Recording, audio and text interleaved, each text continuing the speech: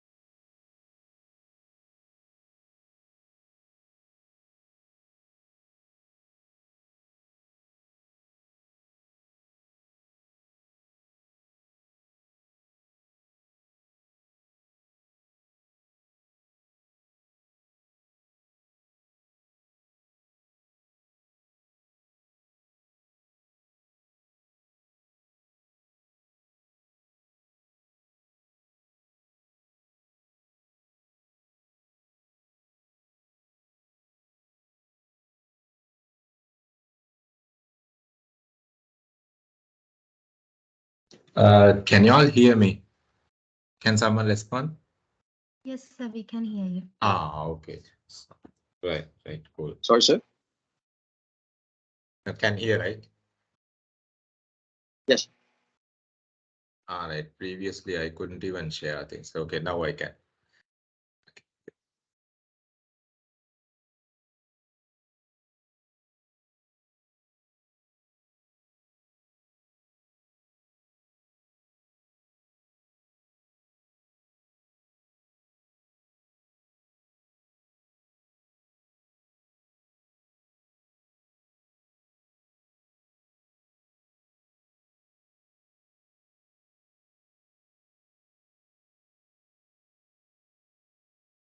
Very good morning. Morning, sir. Very good morning. Very good morning. So I just need to know a small thing from your side. Do you all have any concern with your assignment so far? Because we have covered the module 2. We are entering into the module 3. We are going to do the auditing part today. But before that, do you have any concern with previously covered areas? Do you all have any issue with those areas, what we have discussed so far? Let me take you all through one by one once again, just to give you all some kind of a idea about what we have discussed. You all can see the screen, right? You all can see the screen, right? Guys, you all can see the screen, right? Yeah, so we can see. Yes, yeah. Okay. Oh, kata කරන්න ඕනේ, respond කරන්න ඕනේ. Otherwise, I don't know. Right? Okay, now initially what we did, we were basically talking about the historical perspectives of branding. So we got an idea why I'm revising this. Sometimes you might not remember those. I know what is happening when it comes to distance learning, right? Continuously we have to do small catch-ups, otherwise you will forget it, because the passion in learning is very limited when it comes to distance learning. අර online ඉගෙන ගන්නකොට පොඩි අවුලක් තියෙනවා. අර class එකකට සමහර ලාවට ඉන්නෙත් නෑ, ඉන්නෙත් නෑ, ඔය මේක තියෙනවනේ. රයිට්. ඒතර අපිට පේන්නෙත් නෑනේ කොහොමද කින්දමන්ද කියලා ඉවරලා. ඉතින් අපි ගොඩක් වෙලාවට වීඩියෝස් ඔන් කරන්නෙත් නෑ. කියන්නේ data concern එක තියෙනවා ඕගොල්ලන්ට, ඒක issues ඉඳලා මම වීඩියෝ on කරනවා ගොඩක් වෙලාවට. නමුත් ඕගොල්ලෝ on කරන්නේ නැහැ. on කරොත් jam වෙන්න පුළුවන් signal issues ඒවා තියෙන හින්දා. But I mean මේ challenge එක තියෙනවානේ. ඉතින් අපි හැමතිස්සෙම බලන්න ඕනේ. ඕගොල්ලන්ට online LMS එක access එක නැති කට්ටිය ඉන්නවද විතරක් සමාධියට තියෙනවා. වලවගේ is this your first time? Your name is not familiar. Are you, I mean, did you log from a different name? වලවගේ ඔයා වෙන login වෙන නමකින් log වුණාද? නැත්නම් මට ඔයාගේ නම familiar නෑ එච්චර. It's Chandana, sir. Okay, Chandana. Right. Okay. So, Kamesh, you all have access for, I mean, LMS ne? Yeah, sir, I have. You have no? So, පුළුවන් තරම් LMS එකේ data අපි feed කරන data ටික ගන්න. ඔයගොල්ලන්ට cover කරන lessons වලට අපි data feed කරනවා. ඉතින් ඒක ඔයගොල්ලන්ට on the move even you can refer. So that is the the benefit you all have. So let me quickly take you all on whatever we were talking about so far, and I just need to know how the progress on the assignment. Senal අනිත් ඒගොල්ලෝවත් ගන්න බලන්න, නැත්නම් otherwise we will have to just repeat කරන්න නම් time එකක් එන්නේ, because we are planning the convocation, media convocation. So right, so we identified initially the historical part of the branding. We identified, okay, how it was evolving and the trademark patterns, how it was coming, and different eras, Iron Age and the Indo Valley civilization, Greek civilization, and how brands evolve over a period with the time-based perspectives. Even the logos were changing, and all these things we were talking about initially, right? Then we moved into Then we moved into identifying what is a brand actually from the layman's point of view as well as the business point of view. We wanted to identify the meaning of branding. So we identified a few definitions. We identified how the name, the brand, the word appeared to the world. We were talking about how American Marketing Association is describing the term branding, and we identified how the brand names are built by different companies. Sometimes, okay, by looking at, we were talking about few different techniques, like, okay, individual brand naming strategy, umbrella brand naming strategy, private label branding strategy, or retailer branding strategy. ඔය අපි ඔය ටික ගැන කතා කරා. History එකත් එක්ක කතා කරනකොට දැනට brands වල නම් හැදෙන විදිය.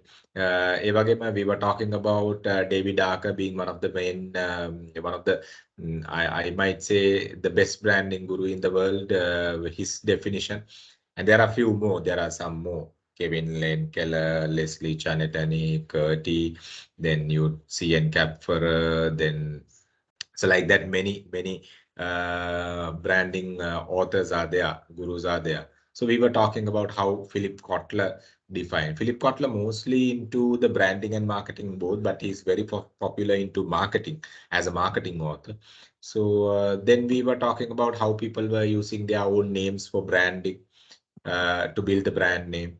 Giorgio Armani for Armani, the Boeing, right? Cadbury, right? John Cadbury. So we identified a couple of, and we were giving all the links for you all, right? For you all to refer further into those areas.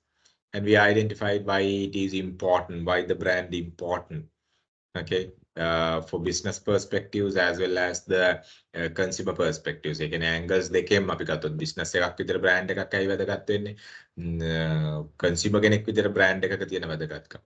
Saha, we were talking about how brands support to reduce the risk for both consumer as well as the manufacturer, the brand owner, I mean to say. So we were talking about all these areas. So then after that, we identified සමහර ලාට ඕගොල්ලන්ට මේවා කියනට අම්මෝ මේව ටික කරාද කියන එකේ ප්‍රශ්නෙත් එයි, right?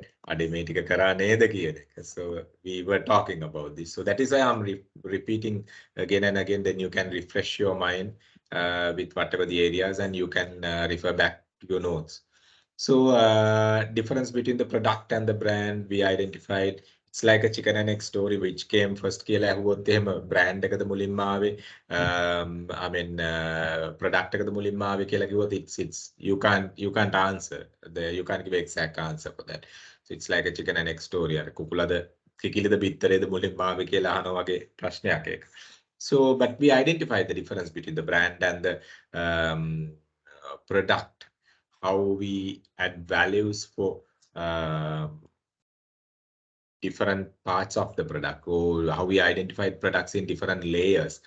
And also we identified the major differences between the product and the brand, and how we can convert a product into a branded product by adding certain other values, right? So we were talking about going into, especially when it comes to the emotional combination to a tangible combination. We converted to the tangible product into a brand. We were talking about, we identified, okay, when it comes to product, you just talk about, okay, what it can do, what are the features, why we are using this quality and other functional values, right? Things that are related to the tangible component of the products. But when it comes to the brand, you have so much of emotional components into it, so much of intangible values you bring into it, like the personality of the brand. We visualize the brand as a person. We try to bring a brand as a person. So use a imagery. The person who is using the brand is building some kind of a image towards the brand, and also at the same time he build his personal image also along with the brand. Emotional benefits, right? people are comfortable when they are using a branded product rather than using an unbranded commodity or unbranded product or unknown brand, I mean to say. I mean, using a well-known brand is more comfortable than using an unknown brand because the risk factors we were talking about. දන්න product එකක් දන්න brand එකක් use කරනකොට අපිට එකක් තමයි අපිට බය නැහැ. එකක් තමයි අනිත් එක තමයි අපි දන්නවා අපේට risk factors also were taken care. ඒ වගේ දේවල් self expressive benefits අර මම ඉස්සෙල්ලා කිව්වා වගේ සමහර කට්ටිය branded products use කරනකොට ඒගොල්ලොන්ව express කරන්න තියෙන values මොනවද කියලා.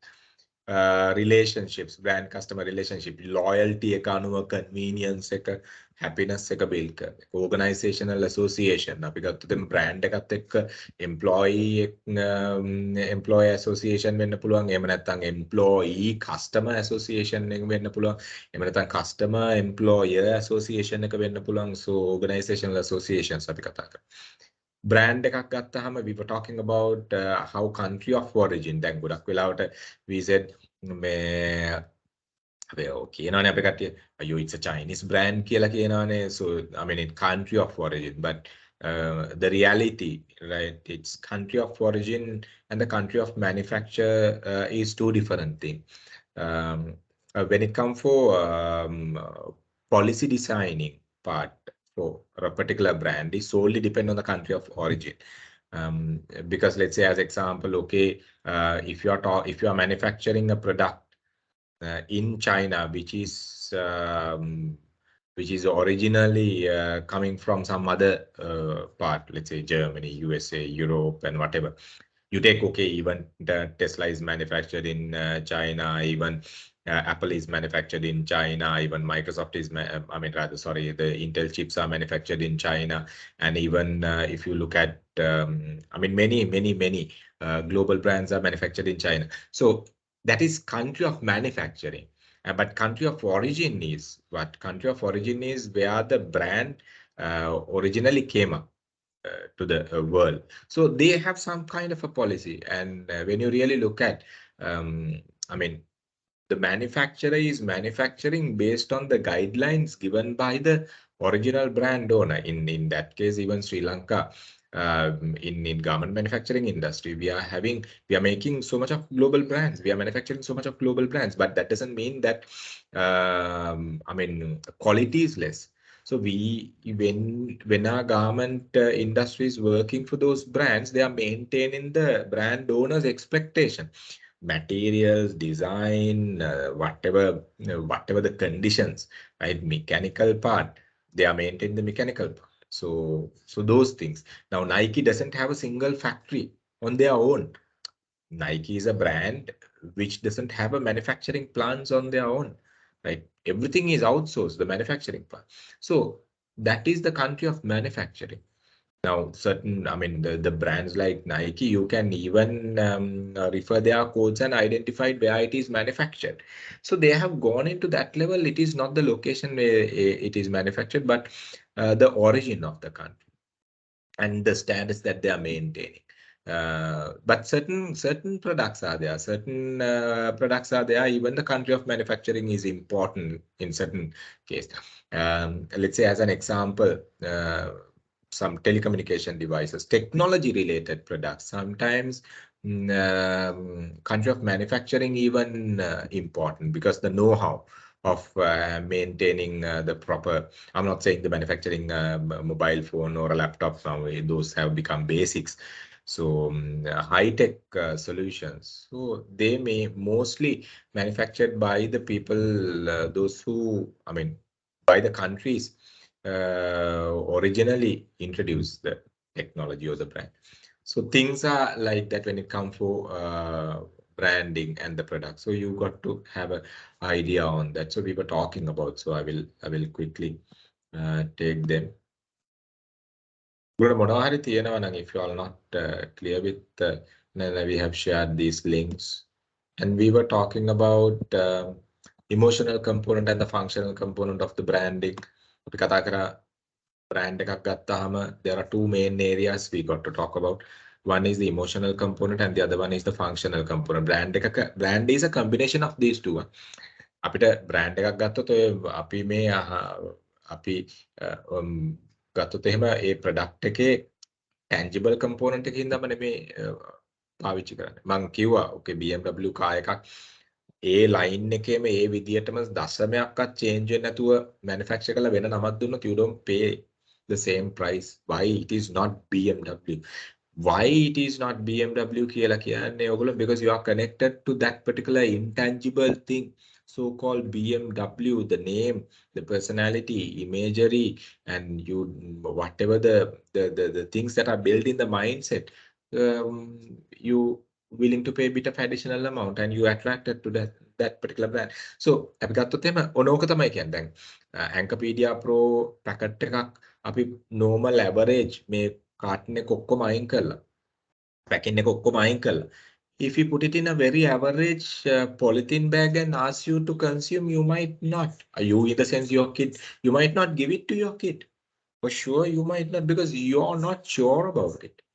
But the same product comes out from the same factory and only different is the packaging sometimes. So you don't trust that. So you and if it is not a brand, you don't trust sometimes. So those are emotional values and the functional values. These are two major things you got to talk about in brand. We identified things and we were talking about, and you all said you don't pay the same price for Nissan, and you said some, I can't remember, some said it's whatever happened, it's Nissan no කියලා කිව්වා. It's true. I mean like okay, why, right? ඒක intangible value addition එකත් එක tangible component එකට විතරක් නෙමෙයි මිනිස්සු attract වෙන්නේ. So that is where, and I think I was talking about I mean Iranian car designer, the Moradi's approach in duplicating the Lamborghini Murcielago. Now this one is on your left hand side you see Lamborghini Murcielago, and the Moradi was completely duplicating as it is the tangible component, but whatever happened, it is not Murcielago Lamborghini. So only the mechanical part. Anyone can duplicate the mechanical part. So that is why Nike or I mean, let's say whatever the brands are sending their manufacturing even to Sri Lanka, because tangible component we can duplicate. But the concern intangible. But අපි ලංකාවේ manufacture කරලා ඒ product එකම manufacture කරලා ඉවරලා ඒ විදියට මේ material එකෙන් ඒ garment එකෙන්ම එළියට අරගෙන sorry අපි වෙන නමක් දැම්මයි කියලා අපිට we can't get a huge brand value. Give me 1 minute.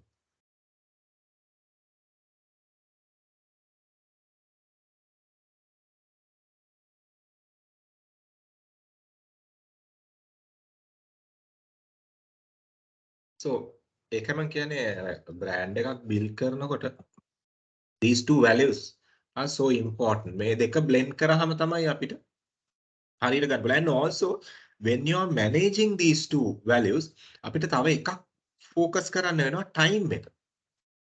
මොකද අපි physical values, emotional values දෙක combine කරගෙන ඉස්සරහට යනකොට අපිට මේ time එක crucial, because environmental perspectives are changing.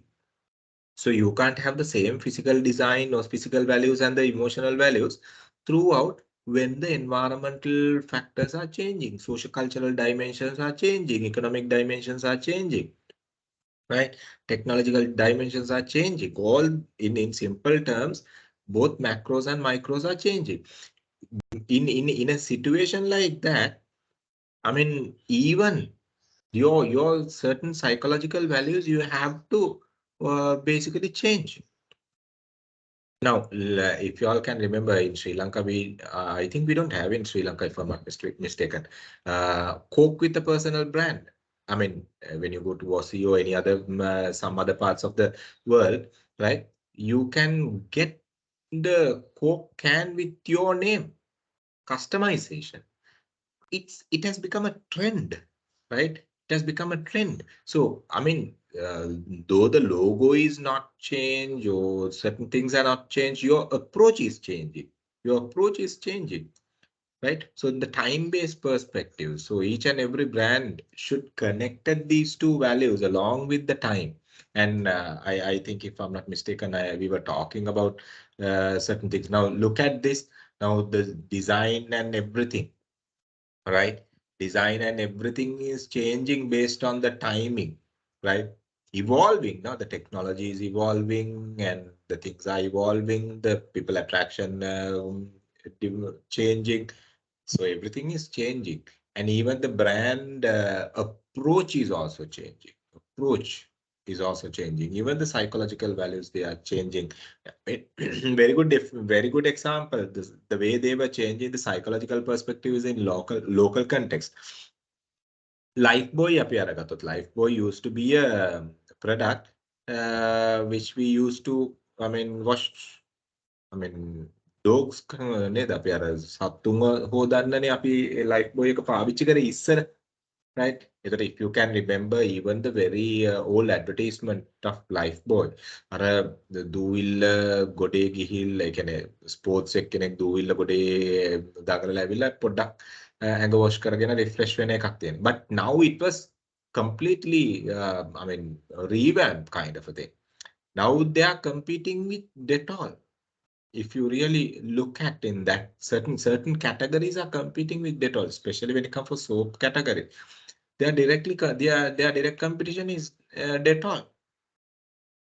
So things are changing, and the Lifebuoy have expanded their product line, right? They have stretched their product into different product lines. So the brands are changing, evolving over time, right? So we were talking about these things, and I have given those links for you all to refer. මොනවා හරි තියෙනවද මේක අපි කතා කරපු දේවල් වල මොනවා හරි තියෙනවද for you all to clarify? I'm just revising whatever we were talking about so far. අපිට පොඩි gap එකකුත් ආපු හින්දා මොනවා හරි තියෙනවද ඔයගොල්ලන්ට ප්‍රශ්න? Okay, let's finish the module 1 revision and then move forward with Q&A. මොනවා හරි ප්‍රශ්න තියෙනවද so that we can discuss. So අපි කිව්වා when it comes for brand එකක් හදනකොට අපිට ඇත්තම brand එකේ පේන ටික හරි පොඩි. මේකට පංචක දෙන්නේ මේ අපි හදන brand එකේ නොදැනුවත්වම අපි brand එක ඇතුලෙන් හදන invisible energy එකෙන් තමයි මේ visible component එකට හොඳ පංචකක් දෙන්නේ. අපි brand එකක හදන culture එක, personality එක, attitude එක, attributes දාලා අපි හදන ඒ දේවල් identity එක අපි try කරන අපි build කරන්න try කරන image එක, differentiation එක, ඔය ඕවයින් තමයි ඕවා ඇත්තටම අපි කරන්නේ within the organization, within us, we do design strategies to come up with those things.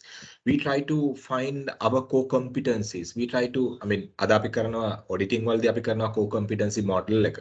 So we were talking about brand value chain, right? So models කීපයක් අපි කරනවා brand එකට energy එක දෙන්න පුළුවන් තැන් මොනවද කියන. So ඒ energy එක one thing people feel when they are consuming. Then අපි උදාහරණයක් විදිහට I'm not promoting Coke. Let's say the way they were building a culture around the Coke brand, the teenage culture, right? And young, energetic teenage and kind of a culture, that type of a positioning, right? And Coke තියෙන කල්ම ජීවිතේ මල් campaign, if you really look at. So ඒ වයිදි ගත්තොත් එහෙම මේ energy එක දෙන්නේ finally අපිට අර විසිබල් වෙන Coca-Cola කියන බ්‍රෑන්ඩ් නේම් එකට අපිට ඇහෙන Coca-Cola කියන ඒ නමට අපි දකින ලෝගෝ එකට අපි මේ දකින බොටල් එකට right ඕක තමයි ඔය එනර්ජි එක ෆයිනලි අපිට දෙන්නේ. But when you consume it, you feel it.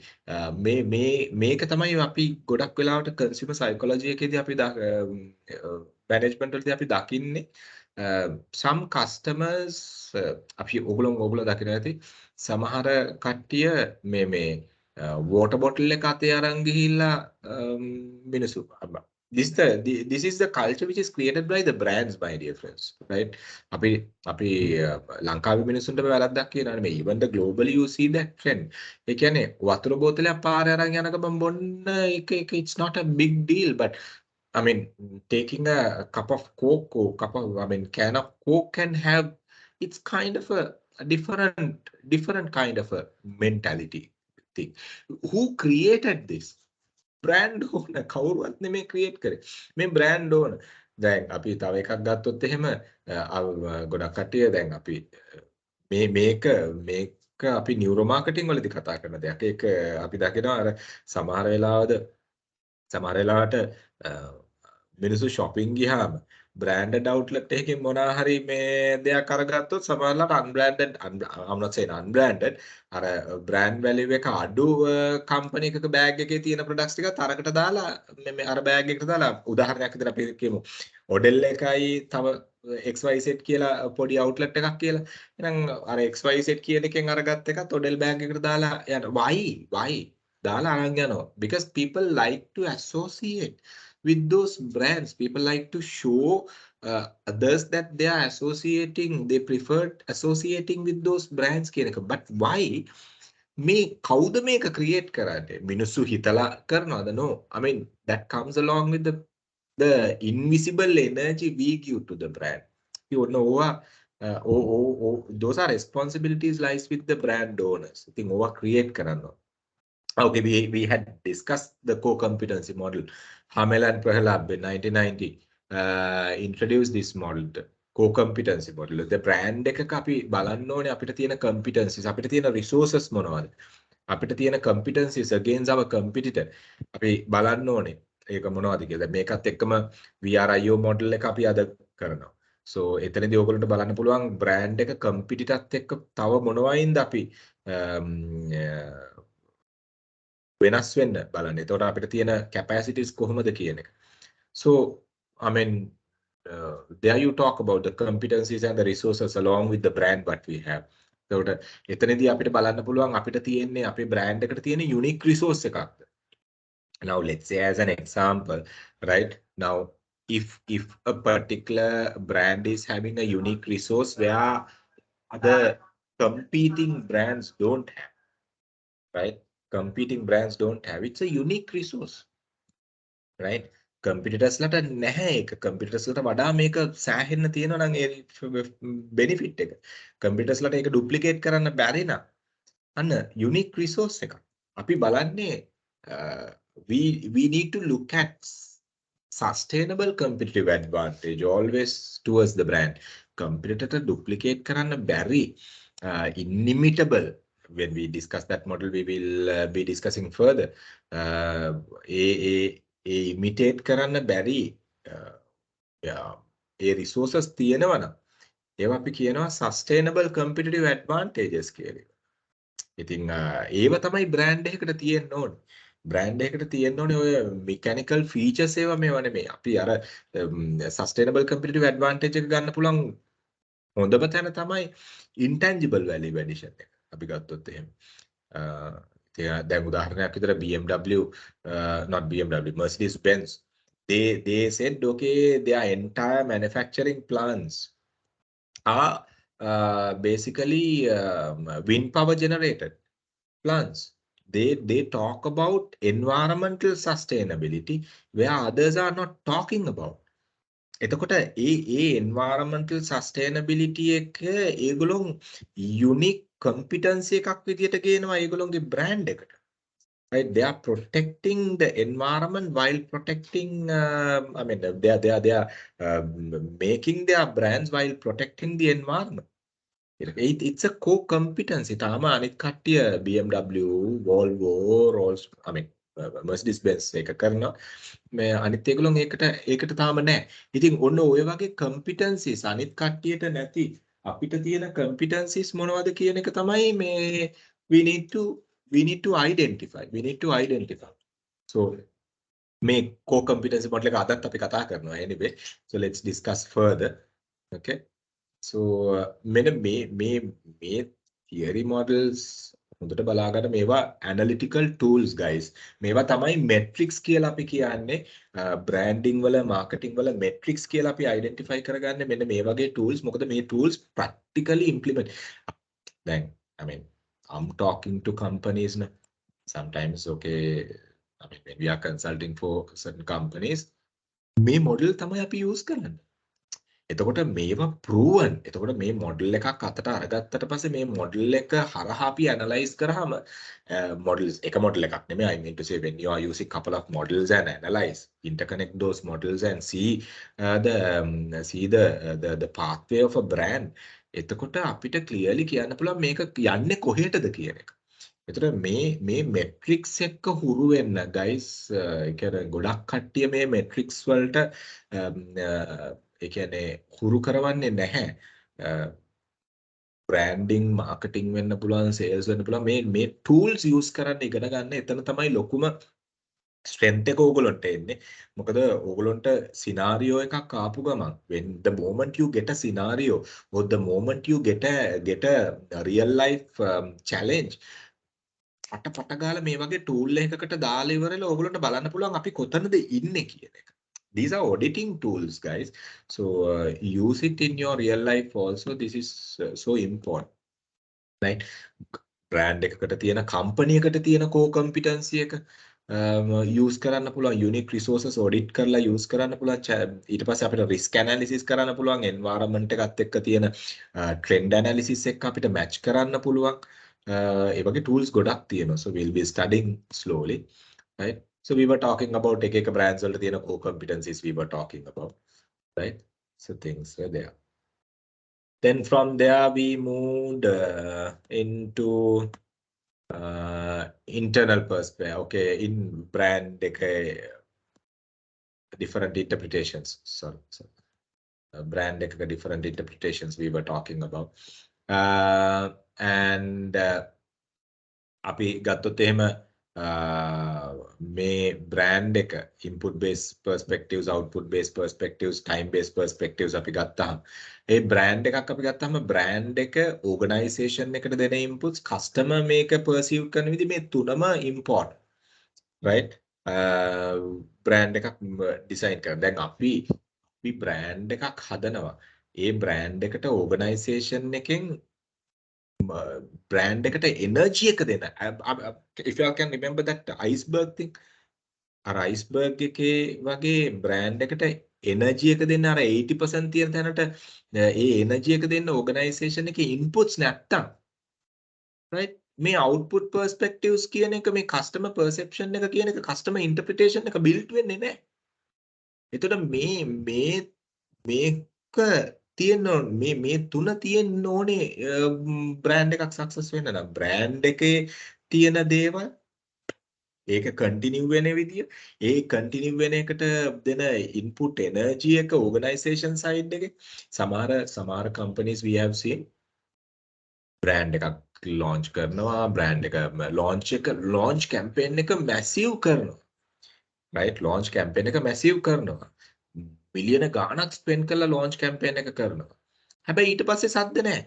ඊට පස්සේ හිතනවා right okay launch කරපු ගමන් මිනිස්සු ඔක්කොම ඇවිල්ලා ගනි මේ product එක move වෙයි. You can't expect magic like that. You need to have a continuity, at least a small steps, maybe sometimes small step එකක් වුණත් ඒ brand එකට සෑහෙන වැදගත් වෙනවා brand එකේ continuity එකට. So you need to identify that. So time එක අනුව අපේ evolve වෙන විදිය brand එක we need to look at, right? You can see okay how Apple was changing, evolving with the time. Even the logo, දැන් අර මම ඉස්සෙල්ලා පෙන්නන Coca-Cola logo එක change වෙච්ච විදිය, right? Johnny Walker's logo change වෙච්ච විදිය වගේ තියෙනවා, right? I think ඒවා අපි identify කරගන්න. So we identified the meaning of certain elements in brand.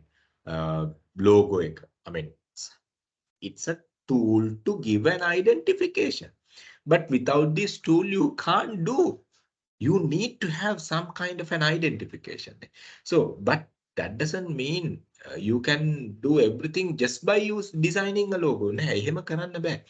දැන් බලන්න, දැන් ඔයගොල්ලෝ මෙතන දකින එක logo එකක්, මෙතන Yahoo. and Yahoo එකට පස්සේ ආපු Google අද ඉන්න තැනයි Yahoo එක අද ඉන්න තැනයි, you just imagine the way. Okay, now I mean Yahoo used to be a search engine. Yahoo used to be the very first email service provider, internet email service provider, right? And but Google came in a much strong manner, and now Google, right? And people said, okay, just Google it. කියලා කියන්නේ නේ මොනවා හරි ඒගොල්ලන්ට හොයාගන්න ඕන just Google it කියලා කියන්නේ. ඉතින් it has gone into that level. ඉතින් අය continuity එකේ logo එකක් design කළා හරි. එතකොට ඒක එතන initial approach එක දීලා මදි. You have to continue it. Otherwise you will not be able to build a brand. So, but logo is important. Why? It's an identification, identity එකක්, recognition එකක්. දැන් ඕගොල්ලෝගේ මූණෙන් මිනිස්සු අඳුර ගන්නවා වගේ, ඕගොල්ලෝ තව මිනිස්සෙක්ව මූණෙන් අඳුර ගන්නවා වගේ. So that is their identity නේ. But identity does not mean only the logo. අපි Capfer's brand identity prism කියලා එකක් තියෙනවා. අපි ඒක කරනකොට ඕගොල්ලන්ට තේරෙයි. Identity එක හැදෙන්නේ කොච්චර elements ටිකක් එක්ක අහු වෙලාද කියන එක. Logo එක recognition එක දෙන identity එක. Right? So you got to we were talking about them, right? And මේ identity එක තියෙනවා නම් Tamanට තියෙන protection එක, legal protection එක. දැන් අපිට ගත්තොත් එහෙම හරියට logo එකට identity එක තියෙනවා නම්, logo එක legal protection එක තියෙනවා නම්, you can even sue the fake products, right? You can, I mean, people are trying to take unethical advantages out of the popular brands. So, but if you are the brand owner, you can sue them. You can take the legal actions against them and minimize whatever the threats that might come. Or you can claim damages, right? You can claim damages that are happening because of these unethical practices. මොකද මිනිස්සු දැන් අපි උදාහරණයක් විදිහට ගත්තොත් එහෙම මිනිස්සු brand එක පාටම දැකපු ගමන් සමහරවල් මිනිස්සු confuse වෙනවා මේකද original මොකක්ද කියන එක. Nike, there are enough and more fake products. Puma also same fake products. Right? එතකොට ඒ fake products ටික fake products එන්නේ Puma brand එකේ නමෙන්. එක්ක පොඩි logo changes කරලා, පොඩි trademark changes කරලා. සමහර වෙලාවට දැන් මෙතන logo එකේ පොඩි change එකක් තියෙන මෙන්න මෙතන P-යක්. සමහර ඒවා එනවා මෙන්න මේ සතර කියන්නේ මේ Puma-නේ. මෙයා මේ පැත්තෙන් jump එක කියන එක. ඒතර fake. නමුත් average consumer might not identify this. ඔයගොල්ලෝ fake brands කියලා Google කරලා බැලුවොත්, right? Just Google it and see, right? එතකොට ඔයගොල්ලන්ට identify කරගන්න පුළුවන් how many products are there කියන එක, like the brands are there කියන එක, like we were talking about how the brands, right? And we were talking about the brand positioning. මේකට අපි වෙනමමත් අපි කතා කරා මේකත් එක්ක CBB model එකත් එක්ක, customer based brand equity model එකත් එක්ක we were talking about the brand positioning part. ඒ ඉඳ මම මෙතන ලොකුට කතා කරන්නේ positioning statement. Positioning කියලා කියන්නේ we are getting into the consumer's mind. අපි මොනවා කරත් දැනන්නේ මිනිස්සු අපේ brand එක ගැන feel වෙන්නේ නැත්තම්, mind එකේ නැත්තම් මිනිස්සුන්ගේ. So අපි try කරන්නේ මිනිස්සුන්ගේ mind එකට අපේ brand එක යවන්න. නේ. එතකොට මිනිස්සුන්ට memorability එක වැඩි වෙනවා, slowly likability එක වැඩි වෙන කරන්න පුළුවන් අපිට if we are doing it. සමහර brands, memorable brands ඔක්කොම likable නෑ. ඒකත් හොඳට මතක තියාගන්න. දැන් අපි උදාහරණයක් විතර ගත්තොත් I'm not criticizing any brand, okay? Now, Coca-Cola is a memorable brand, but may not be likable brand. Memorable brand උනායි කියලා likable brand වෙන්නේ නැහැ, right? Then උදාහරණයක් විතර ගත්තොත් එම now look at the political angle as an example. Then memorable brands ඔක්කොම likableද? නැහැ. Likable තිබ්බ brands then likableද? නැහැ. So මෙතන තියෙනවා those also brands, guys. Remember. Those also brands. So එතකොට දැන් politicians ලා තමයි marketing branding හොඳටම කරන්නේ. I have never seen a I mean branding strategies, marketing strategies like that, guys. Why I'm saying ඕගොල්ලෝ බලන්න, right? මේ මොනවා කරත් ඊළඟ පාර දැන් ඉන්න politicians ලා ඡන්දෙ ඉල්ලුවොත් අපි ආයි දෙන්නේ නැද්ද කියලා. මිනිස්සු ආයි දෙන්නේ නැද්ද කියලා. I mean එහෙම දෙන්නේ නැත්තම් නැහැ කියලා මට කියන්න. දෙන්නේ නැත්තම් නැහැ කියලා මට කියන්න. People are giving. People are voting. People are voting. You can't stop. You can't stop. Because why? They are pretty strong in their marketing activities and the branding activities. ඔතන තමයි අපිට තියෙන challenge එක. Right? When we are building our brands. See, and we were talking about certain areas, how basically we measure the effectiveness of the brand by looking at two major dimensions. We said how organize, emphasize the benefits of the brand and how it is important for customer. අපි benefits කියාගෙන යනවා customer ට වැදගත් නැහැ. Right? Customer ට වැදගත් නැහැ. ඉතින් එහෙනම් තේරුමක් නැහැ නේ. Customer, it is not so important for customer. So it's a firm-centered one approach. So our brand should be a market-oriented approach. නේ. ඒ කියන්නේ customer ඉල්ලන දේ අපේ brand එකෙන් දෙන්න බැරි නම් that also of no use. අපේ brand එකෙන් customer ඉල්ලන දේ නෙමෙයි නම් දෙන්නේ. Right? Or the other way. දෙකම තේරුමක් නැහැ. අපේ brand, our brand should be basically the market-oriented brand, which means what we are offering, our physical value, emotional value, both are with the as per the customer expectation. So we were talking about them, right? So still at the module 1. So any questions? Anyone is having any questions? Any questions y'all have? Then we were talking about the challenges we have. Brands වලට දැන් සෑහෙන challenges තියෙනවා guys. ලොකුම challenge එක තමයි මිනිස්සු දැන් data are on their fingertips දැන්. ෆෝන් එකක් ගත්ත ගමන් brand එකක් ගැන මොනවාරි කියවම ටක් ටක් ටක් ටක් ටක් ගාලා මොකද්ද කරන්නේ අපි? We go on reviews. Reviews දාලා බලනවා මේක හොඳයිද නැද්ද, මේ තැන හොඳයිද, මේ hotel එක හොඳයිද, මේ product එක හොඳයිද, මේ product එක කොහොමද, මිනිස්සුන්ගේ reviews බලන්න. එතකොට now those are challenges for brands. Those are challenges, huge challenges. එතකොට I mean දැන් අද තියෙන brands ප්‍රමාණය එන විදිය brand proliferation කියලා කියනවා. It's a challenge. It's a challenge. Then if you all really want to know, with the COVID pandemic, guys, how many small scale brands came up into the market competing with multinational brands? You just imagine.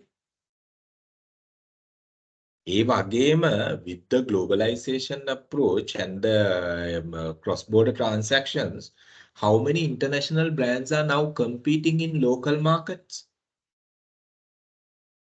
Challenges are there. Challenges are there. එතකොට දැන් උදාහරණයක් විදිහට අපි ගත්තොත් එහෙම I mean economic environment එකේ එන macro micro economic environment එකේ එන challenges, I mean macro micro environmental challenges. So ඒ ඔක්කොම අපිට challenges. And media fragmentation, right? අපි segmentation වලදීත් කතා කරා මේක. Segmentation කතා කරනවා, media fragmentation. The media fragmentation is a huge challenge නේ.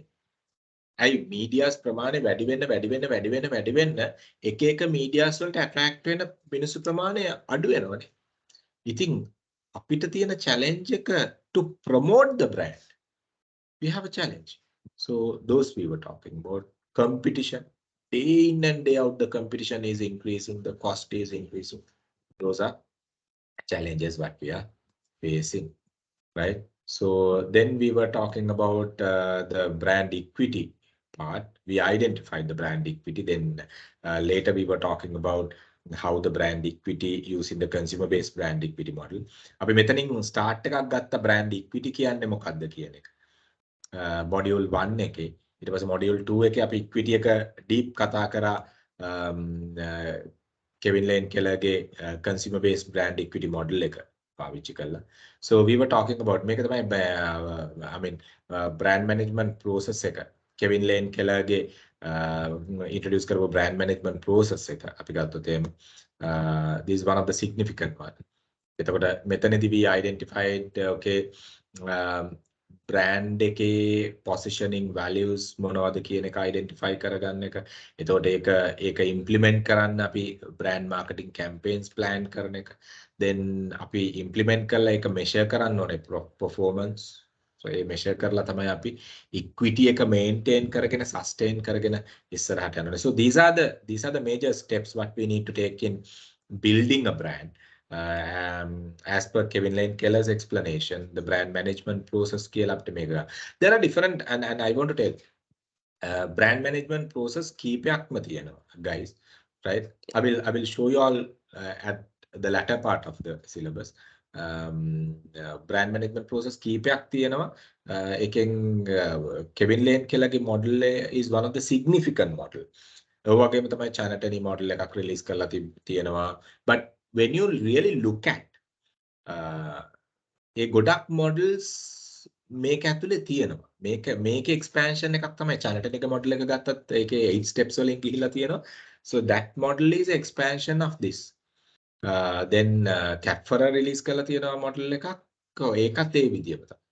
So like that අපි ගත්තොත් එහෙම this Kevin Lane Keller's brand management process, the steps, the 4 steps that are discussed here are the steps that are discussed in many other processes. So that is why this is much recognized as one of the main process.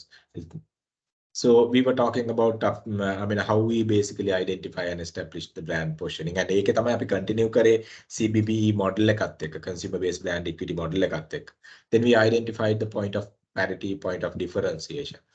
Point of parity කියලා කිව්වම මේ set එක ඇතුලේ අපි match වෙන්නේ කොහොමද? Point of difference කියලා කියන්නේ මේ match වෙච්ච set එක ඇතුලේ අපි අපේ වෙනස පෙන්වන්නේ කොහොමද කියන එක.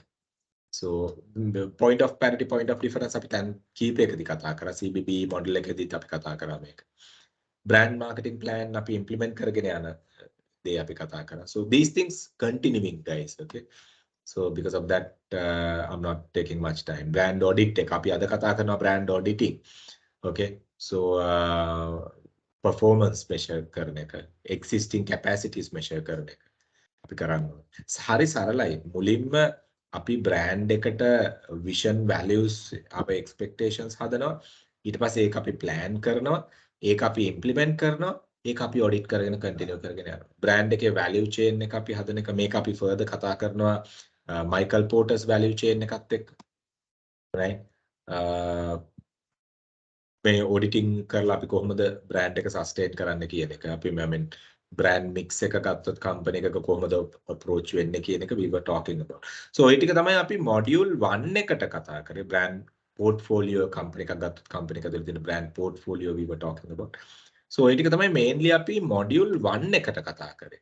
So let me see whether we were talking about any other things under module 1. No, ඔය ටික තමයි module 1 එකට අපි කතා කරේ. ඊට පස්සේ අපි module 2 එක කතා කරා. module 1 එකේ ඕගොල්ලන්ට අපැහැදිලි දැන් මොනවා හරි තියනවද guys? Any areas which is not clear කියන එක. මම දන්නවා මේ subject එක මේ කියන්නේ brand management කියන subject එකත් එක්ක ඉන්න ඕනේ. මොකද brand management කියන subject එක අපි ගත්තොත් as I told you all, this is connected with psychology as well.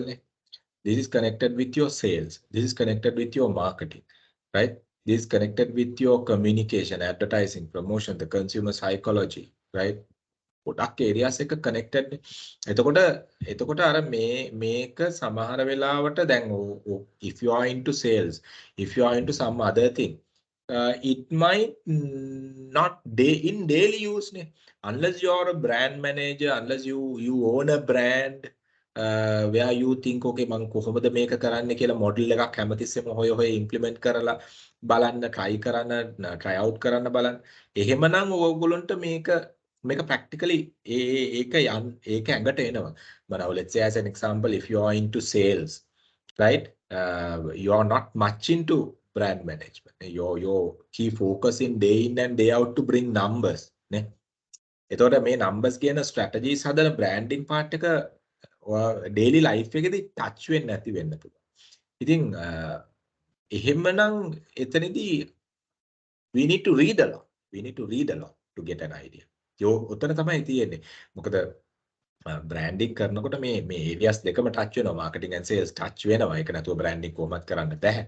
I mean to say, but the tools, implementing these tools day in and day out, එහෙම අපිට use වෙන්නේ නැත්තම් if you are not a brand owner, අපි හිතමු තමන්ට brand එකක් නැත්තම් market එකේ. අපිට brand එකක් තියෙනවා අපි බලමු මේ model එක දාලා මට මොකද්ද කරන්න පුළුවන්. මට මොනවද මගේ brand එකේ strength එක measure කරන්න පුළුවන්. අපිට tool එකක් හම්බෙච්ච ගමන් අපි ටක් ගාලා use කරලා බලනවා. I do like that. මේ tool අලුත් tool එකක් ආපු ගමන් මම ටක් ගාලා දාලා බලනවා මම වැඩ කරන products එක්ක මම ටක් ගාලා දාලා බලනවා මේක කොහොමද මට වැඩ කරන්න පුළුවන්ද මේකත් එක්ක. So then only get an idea clearly. නැත්තම් අපි මේක අර model එකක් දිහා බලලා අපි නිකන් theory එකක් කියවලා ගන්න පුළුවන් දෙයක් නෙමෙයි. මොකද මේක අර practically ඉන්නවනම් අපිට සෑහෙන දෙයක් කරන්න පුළුවන් මේ subject එක යටතේ. So you all have any questions guys in module 1 එකේ? මම reason එක තමයි repeat කරන්න module 1 එකෙත් weightage එකක් තියෙනවා ඔයගොල්ලෝගේ exam එකට. online exam එකට.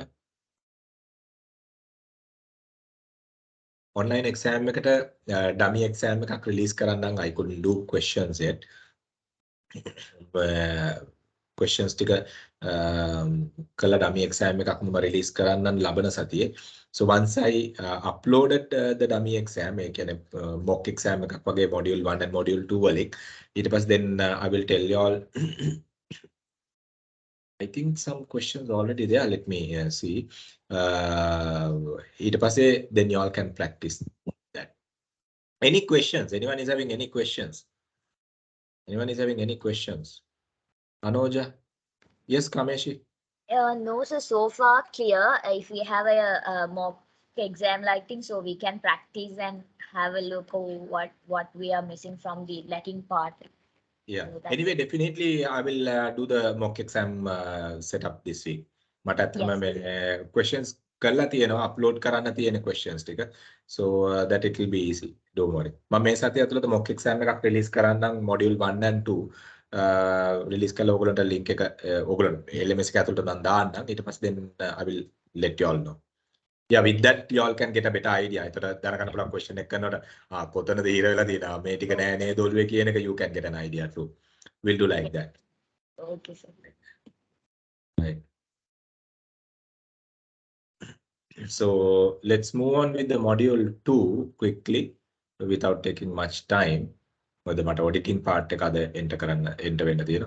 Module 2 එක when I was talking about module 2 I started with the marketing part. මොකද module 2 එකේ CBB එකට එන්න ඕගොල්ලන්ට positioning කතා කරලා ඉන්න ඕනේ. segmentation targeting positioning කතා කරලා ඉන්න ඕනේ. So because of that I started with the marketing part. Marketing management orientation එකෙන් තමයි මම පටන් ගත්තේ. So let me take you all through that first. I mean we wanted to get an idea about how marketing the term marketing evolve over a period. Now we discussed 5 concepts. අපි concepts පහක් කතා කරනවා අපිට experience වෙන marketing concepts පහක්. එකක් තමයි අපි කියනවා production concept එක කියලා. I mean what we identified especially during the production era.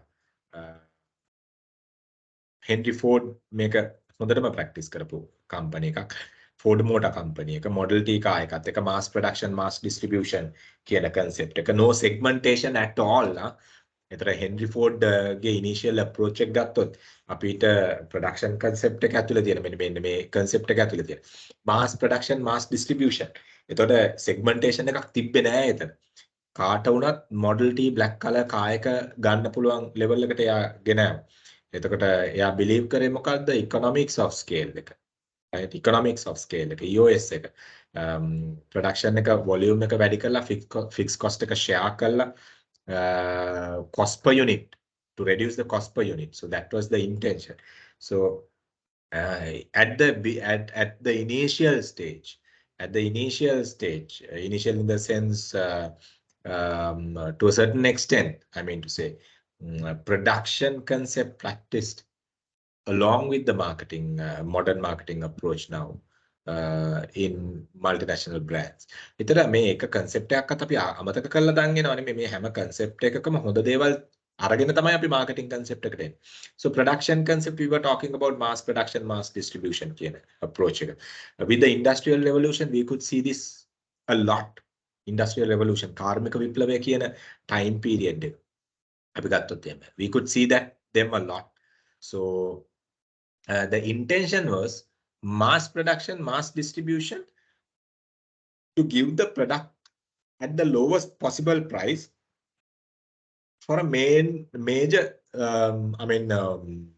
customer base, the high volume. right? Low cost and high volume was the expectation. Okay. So ඒතර ඒගොල්ලෝ practice කරපු එක තමයි mass production කියන එක, economics of scale කියන එක they were practicing, right? So one thing, division of labor, මෙන්න මේ production orientation එකේදී අපි දැක්ක දෙයක් තමයි division, I mean we saw division of labor. එක වැඩක් කරන්න ඒ වැඩේ බ්‍රේක් කරනවා segments කීපයකට බ්‍රේක් කරලා හැම එක්කෙනා මේ ඒ පොඩි part එක ඇතුලේ specialize කරනවා. With this division of labor we identified the job specialization, right? So those are things what we could see, and these things are still using. අපි මේ එකක්වත් අමතක කරලා ආව නෙමෙයි marketing වලට. අපි ගත්තොත් එහෙම division of labor කියන එක garment manufacturing industry එකේ production flows වල, if you really look at production flows වල automobile වෙන්න පුළුවන්, I mean consumer beverage industry වෙන්න පුළුවන්, production flows අපි අරගත්තොත් job specialization, division of labor, economics of scale කියන ඒවා තාම practice වෙනවා by dear friends. So this is what we need to identify. මේවා අමතක වෙලා අපි ඇවිල්ලා නෙමෙයි, right? So production concept, then we identified the focus on product quality development, right? And continuous improvement, Kaizen කියන concept එක, Japanese Kaizen concept. Kaizen means what? Continuous improvement. So, but in product concept, it was not 100% practiced combining the marketing part, but they were focusing on the product development in a way where even the customer doesn't need that feature, they were adding that. So that was the reason which was failing. So they didn't want to identify the real expectation and develop the product quality and the values, but they were just adding values. So a concept, a product concept, focusing on the product performance and the features and the benefits and the design. With this concept, under this concept, even the mousetrap made out of gold, we don't need a mousetrap in gold. But yeah, under this concept, they have gone into that level. So make it a customer identification, customer understanding, product quality development, product improvement. They were just designing, they were just improving. So that is the reason as a concept it failed. Then the selling concept, aggressive push. Even people, I mean, don't need the product. People were pushed to buy the product. I mean, it was a burden for customers. Customers started rejecting the salespeople, right? Now, aggressive selling. Now, may concept එකත් තමයි selling a refrigerator to an Eskimo කියන statement. Eskimo ගෙනෙට fridge එකක් විකුණන level එකේ salesman කෙනෙක් තමයි මේ level එකට ගියේ. Now, see, sometimes why I'm not criticizing the industry. The approach of beginners to service industry, especially when it comes for insurance, right? And maybe leasing sometimes to a certain extent, especially the insurance we see, that they are pushing the customer aggressively. Sometimes the customer is getting a burden. Get rid of the burden. Sometimes the customer is getting the insurance coverage, but they think they have won. No, you are not, because you can't get any referrals. You can't get any. I mean, sometimes the people do the initial payment and stop paying the rest just to get rid of the hassle from the salesperson. Sometimes පව් කියලා හිතලා ඉවරලා sympathetic basis they get the product. So things, magazine, sometimes okay, they comes and promote magazines and things like that, right? Loyalty card promotions, right? You see, people sometimes buy just to support the salesperson. So things, selling concept, then the marketing concept. මෙතන තමයි main concept එක, the concept what we are talking about. So complete shift, turtled වුණා. එතකොට මෙතන කරේ production, product, sales කියන concepts තුනම. internally driven concepts, which means internally decide කරලා තමයි එළියට implement කරේ. But marketing complete revamp, complete shift එකක් ගත්තා. I'm not saying 360, 180 degree turn එකක් ගත්තා. Turtle කරා complete approach එක. First they identify the customer's expectation, then design the strategies internally to meet the expectation. That was the main difference. And that doesn't mean that they have forgotten production approaches like division of labor, specialization, cost reduction, economics of scale, still practicing. And that doesn't mean that they were not putting on aggressive selling, still practicing. But aggressive selling for whom? For the people who really need the product. And product development in a way where the customer really need those features. දැන් අපි සමහර වෙලාවට product එකක් ගන්නවා, product එකට අපි පාවිච්චි කරන්නේ නැති features වලට ගෙවනවා නම් ඒක තේරුමක් නැහැ. So something like that. But in marketing concept, what happened started from the customer. So that is the major difference. And the social marketing, the marketing concept එකත් evolve වෙනවනේ. මොකද අපි ගත්තොත් එහෙම I mean macroeconomic and microeconomic environments are changing. Natural environment is changing. Society is changing. Socio-cultural dimensions are changing. Right? I think ඒවත් එක්ක මොකද්ද වෙන්නේ? මේ concepts evolve වෙනවා. Social marketing කියලා කියන්නේ මොකද්ද? It's not only between the customer and the company. මේ pyramid එක අපි I mean when you look at this triangle, there are triparty connection here. So yes, you worried about the customer satisfaction, but you need to make sure the human welfare of a wider society. You can't just ignore your society and practice marketing. එහෙම වුණොත් ඒක social marketing වෙන්නේ. Because here only you talk about unethical practices, child labor and all these. No, you can't disturb the society and survive. Social marketing comes like that, right? Company එකයි customer අතර ගනුදෙනුවක් විතරනේ. මේ company එකයි customer අතර ගනුදෙනුවක් වෙනවා නම් කුඩු business එක කරත් එතන ගනුදෙනුවක්, right? You talk about, but you can't do that business without disturbing the society, right? So මේ තුනම consider කරලා තමයි when you really look at the social marketing approach comes. ඒතර strategies අපි ගත්තොත් එහෙම strategies society එක base කරලා ඒක තමයි අපි කියන්නේ CSR, corporate social responsibility activities, the PR activities, focusing the society, not only the customer focus කරලා promotions run කරනවා, society එක focus කරලා CSR projects කරනවා. ඒතර මේ දෙපැත්තම balance company එකේ.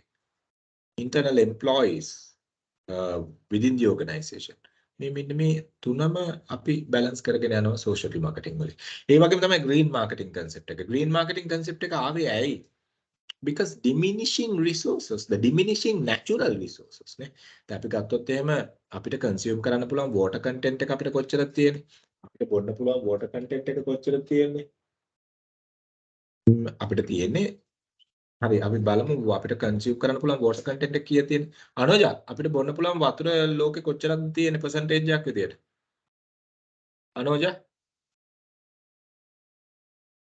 are you there? Yes, sir. අපිට ගෙදර තියෙන වතුර ලීටර් ගාන නෙමෙයි මං අහන්නේ. ටැංකියේ තියෙන ප්‍රමාණය නෙමෙයි. මේ ලෝකේ අපිට consume කරන්න පුළුවන් වතුර කොච්චරක් තියෙනවද? බොන්න පුළුවන්. කොච්චරද? දැන් කල්පනා කරනවා. දැන් Google කරනට අග. දැන් මේකේ මේ online classes වල තියෙන advantage එක තමයි ප්‍රශ්නයක් ආපු ගමන් ටක් ගාලා Google කරලා ඉවල උත්තරේ හොයාගන්න. Right? Guys, it is actually why අපි බලන්න ඕනේ ඇයි around 2 ඇත්තටම 2% නැහැ, right? අපිට තියෙන්නේ 1.5% තමයි water which we can consume. හරි දැන් glaciers දිය වෙනවා. glaciers දිය වෙන ඒ glacier එක දිය වෙන වතුර කොහෙටද යන්නේ? 100කට. අපි ඕෂන් එකට යන්නේ. එතකොට මුහුදු වතුර කන්සියුම් කරන්න බෑ අපිට. මොකද ඒක salty water. එතකොට අපිට කන්සියුම් කරන්න පුළුවන් වතුර, ඒ කියන්නේ බොන්න පුළුවන් මිනිස්සෙට බොන්න පුළුවන් වතුර තියෙන්නේ 1.5 to 2%. ඉතින් කොච්චර අඩුයිද ඒ diminishing resources. එතකොට දැන් අපි ගත්තොත් එහෙම environment crude oil අපි ගත්තොත් එහෙම why people talk about the sustainable energy, right? Why people talk about the different energy patterns, the solar, wind power, and all these things. Why? Right? Because crude oil limited only for 30 years. Crude oil limited only for 30 years. ඉතින් අපි දැන් අපි තව අවුරුදු 30ක් ජීවත් වෙන්නේ නැහැ. දැන් අපේ ළමයිගේ කාලේ වෙනකොට මේ ලෝකේ මේ crude oil කියන එක නැහැ. දැනට USA කියන country USA වල තියෙන reserves ඒගොල්ලෝ use කරේ නැති වුණත් ඒවා use කරත් total capacity එක තියෙන්නේ අවුරුදු 30කට විතරයි crude oil කියන එක. එතකොට energy එක කොතනටද යන්නේ? එතකොට දැන් ඒ බලන්න මේ diminishing resources නේ. With that what will happen, right? You will disturb the entire nature. And if you all really want to know, right, my geologist නේද ඒක ඒගොල්ලෝ මම ආටිකල් එකක් කියවා I can't remember their specialization. මොකද අපිට crude oil කියන එක මේ unearth කරන්න එක ඒක කියන්නේ මේකේ entire earth එකට එච්චර healthy නෑ. earth එක balance වෙන්නේ නැහැ කියලා ඒගොල්ලෝ කියන්නේ. ඒක සම්පූර්ණ crude oil consume කරන එක මිනිස්. ඉතින් අර ඒ හින්දා තමයි එතකොට earth එක imbalance වෙන්න පුළුවන්. ඒ ගොඩක් දේවල් තියෙනවා. මම කියන්නේ මේ අවුරුදු දෙකෙන් තුනෙන් වෙන දේවල් කියලා ඉවල. So ඉතින් ඒ දේවල් වලින් මොකද්ද වෙන්නේ? අපි nature එක imbalance කරනවා. Now if you really want to know the article said 2 weeks back, not that far, the 2 weeks back the article says glaciers, Arctic glaciers වල temperature එක degrees 30 ගානකින් වැඩි වෙලා තියෙනවා. ඒ කියන්නේ -30 වල තියෙනවා -1 වලට එනකන් අඩු වෙලා තියෙනවා. ඒ -1 වලට එනකන් අඩු වෙනවයි කියලා කියන්නේ ඒ පැත්තේ heat එකක් generate වෙනවා. heat එක generate වෙනවා කියලා කියන්නේ මොනවාද? glacier එක දිය වෙනවා. අපේ මේ northern southern arctic මේ glaciers දිය වෙනවා. ඒ දිය වෙන වතුර එන්නේ කොහෙටද? මුහුදට එන්නේ. එතකොට ඒවයින් මොකද්ද වෙන්නේ? sea level එක වැඩි වෙනවා. ඇයි හේතුව? global warming. So මේ ඔක්කොම වෙන්නේ ඇයි? industrialization එක අනුව. එතකොට ඒ concepts හින්දා තමයි guys remember why Intel being one of the leading global technology chip manufacturer, right? Intel is the number 1 technology chip manufacturer in the world, right? So why they are talking about recycle remanufacturing? Why all the technology related products, the IT related products, brands, let's say as example Apple talks about recycling and remanufacturing. Then HP is talking about recycling and remanufacturing. Almost I think even IBM is talking about. And if you really look at even Nike and Adidas, now they manufacture shoes using waste plastics. And they talk about recycling and remanufacturing and using those products to secure the nature.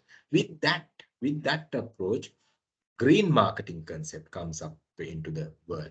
මොකද green marketing එකෙන් කියන්නේ මොකද්ද? ඒ brands focus කරන්නේ sustainability, ecological sustainability එක, global sustainability එක කතා කරන්නේ. එතකොට ඒක take a brands then trend එක හදාගෙන. So those things are important for brands. එතකොට green marketing අපි දන්නේ තව මොන විදිය concepts ඉස්සරහට එයිද කියන එක. So things are evolving. What we need to know, we need to keep eye. අපි brand owners ලා විදියට අපිට තියෙන්නේ අපි මේ හැම එකකටම ඇහැ ගහගෙන ඉන්න ඕනේ trend patterns change වෙන එකට. ඒ trend patterns change වුණාට පස්සේ ඒ change වෙන trend patterns වලට අපි address කරගෙන යන්න ඕනේ brand එකක් විදියට ඒ concept එක හදාගෙන යන්න. So that is what we talk about. ඒතර අපි concepts පහක් ඉගෙන ගත්තා එතන. Product, sales, marketing, social, and I was just talking about the green marketing concept. Green marketing concept is also there. ඒතර ඇත්තම concepts හයක් තියෙනවා එතන. Green marketing මම ඒකත් add කරන්නම් so that you all can read that also. මේකට මම ඒකත් add කරන්නම්. Right? Then we were talking about, we identified what is marketing as a management process. We identify karagata management process. Philip Kotler's definition එකේ marketing කියන එක steps පහකින් marketing management process එක steps පහකින් එයා define කරනවා. අපේ ultimate step එක තමයි capture the customer values. අපි බලන්නේ අපේ බ්‍රෑන්ඩ් එකට අපේ බ්‍රෑන්ඩ් එක අපි හදලිවල අපේ බ්‍රෑන්ඩ් එක විකිනෙන්නේ නැත්නම් වැඩක් නැහැ. අපිට තියෙන ලස්සන බ්‍රෑන්ඩ් එකක් ලස්සන ප්‍රොඩක්ට් එකක් අපිට තියෙනවා. Let's say as an example, our brand logo is really nice. Nobody knows, nobody attracted, no point, right? Our ultimate expectation is what?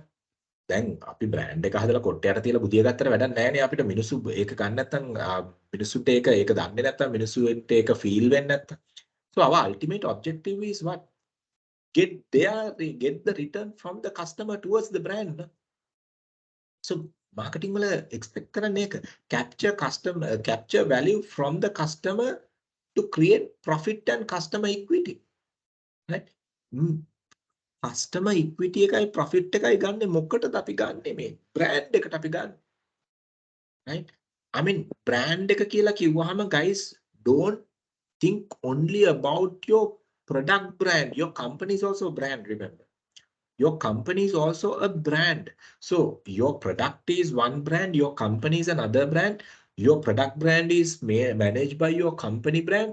එතකොට හිතන්න එපා මේ brand එක කියලා කියන්නේ මේ චූටි product එක brand එක කියන. No, you talk about your corporate sustainability also. Right? එතකොට brand එක අපි කතා කරනකොට products වලට විතරක් limit වෙන්න එපා. We are talking about the corporate brand equity. Right? Company brand equity අපි කතා කරනවා. Individual product brand equity අපි කතා කරනවා. එතකොට now why I mean companies like John Keel's and top reputed companies, Haley's, SoftLogic, let's say Barnes, then see those companies, the name and everything, I mean, are having a huge equity. Ne? Why people pay high share value? High share value. I mean, Colombo Stock Exchange, CSE, අපි මේ values, share prices values, ඒ companies වල share prices වැඩි නේ. Why? What is the reason? I'm not talking about the political game that is playing in certain segments. I'm not talking about that, but I'm talking about the real changes in the share prices. එතන ඇයි ඒක එහෙම වෙන්නේ? Because the equity, the corporate brand equity is high. එතනදී individual brand එකට නෙමෙයිනේ මිනිස්සු ඒක මේව කරන්නේ. corporate brand එක. එතන එහෙනම් share market එකේ විකිනෙන්නේ corporate brand එක. We identify කරගන්න ඕනේ ඔන්න. හැබැයි මේ corporate brand එකත් attracted individual brand එකට. Now let's say as an example, තමන් දන්න තමන් trust කරන company එකකින් අලුතෙන් brand එකක් ආවොත් ඕගොල්ලෝ company එක trustworthy හින්දා brand එක consume at least try කරනවනේ. So why the corporate brand equity? ඉතින් මේක අපි ගත්තාම though we consider this as the marketing management process, guys, this is ultimately drives your brand. So this is what we need to look at. So you got to identify your target. I mean, look at the first part of it. Understand the marketplace and the customer needs and wants. For what? To design our brand, right? To design our brand. අපිට brand එක design කරන්න. අපිට brand එකේ mechanical values, the functional values අපි design කරන්න නම් අපි මොකද්ද කරන්න ඕනේ? අපි customer expectations identify කරගන්න. ඒ customer product එක, ඒ brand එක use කරනකොට feel වෙන විදිය දැනගන්න නම් customer දැනගත්තා නම් අපිට brand එකේ emotional values හදන්න පුළුවන්. But if we don't understand our target market and the target audience, how come we design our brand? Is the problem. So it is connected. And design the customer driven marketing strategy. Customer-driven marketing strategy, customer-driven communication strategy, customer expected communication approach, customer expected promotions, customer expected, the way of delivery to the product. of the product rather. So me okkuma customer expected values connected with the brands. And we talk about engage customer, build profitable relationship. We talk about the brand loyalty. Ne? අපි හැමතිස්සෙම බලන්නේ brand එකට loyalty එක ගන්නනේ. customer කොහොම හරි අපේ brand එකට loyal කරගන්නනේ අපි බලන්නේ. This is the intention. මොනවා වුණත් අපි බලන්නේ ඒ customer කොහොම හරි brand එකත් එක්ක තියාගන්නනේ. You name, I mean, එහෙම නෙමෙයි නම් ඒක brand owner කෙනෙක් වෙන්න බෑනේ. එහෙම නෙමෙයි නම් ඒක business owner කෙනෙක් වෙන්න බෑනේ. එහෙම නැත්නම් ඒක තමන්ගේ එහෙම නැහැ කියලා කියන්නේ you don't have the branding කියන mindset. So your intention is always to keep the customer, loyalty, relationship with the brand, right? මේකත් එක්ක තමයි ඉතින් brand එකේ reputation එක, image එක, credibility එක ඔක්කොම develop වෙන්නේ මේ engagements එක customer දී. brand එකේ reputation එක daily increase වෙනවා. customer engagements වැඩි වෙන්න reputations වැඩි වෙනවා. Now let's say as an example, okay, if you're I mean, look at the approach of celebrities and look at the approach of what do you call them, social media influencers, right? Engagements වැඩි වෙන්න I'm not saying paid followers la create කරන එක නෙමෙයි මම මේ කියන්නේ. Don't take like that. Then click farms තියනනේ followers la වැඩි කරගන්න. I'm not saying like that. Why people start following certain social media celebrities, right? And the reason is what? Engagement with the society, right? ඒකත් එක්ක මොකද්ද වෙන්නේ, right? මිනිස්සු follow කරන ප්‍රමාණය වැඩි වෙනවා, relationships වැඩි වෙනවා, right? එතකොට why companies are using those celebrities to promote their product? Because customer relationship with those celebrities are high. I mean, using that, the companies are gaining money. Why Roger Federer is appearing for Nike? Or I mean, why Roger Federer is appearing for Rolex? Why? Because those celebrities are basically engaging with the external environment, your market, and those endorsements will create your brand. So our intention is to build those relationships with the target market and the target audience, because අපි image එක, credibility එක, අපේ brand එකට තියෙන reputation එක අපිට හදන්න පුළුවන් නම් then අපිට capture කරන්න පුළුවන් values market එකෙන්.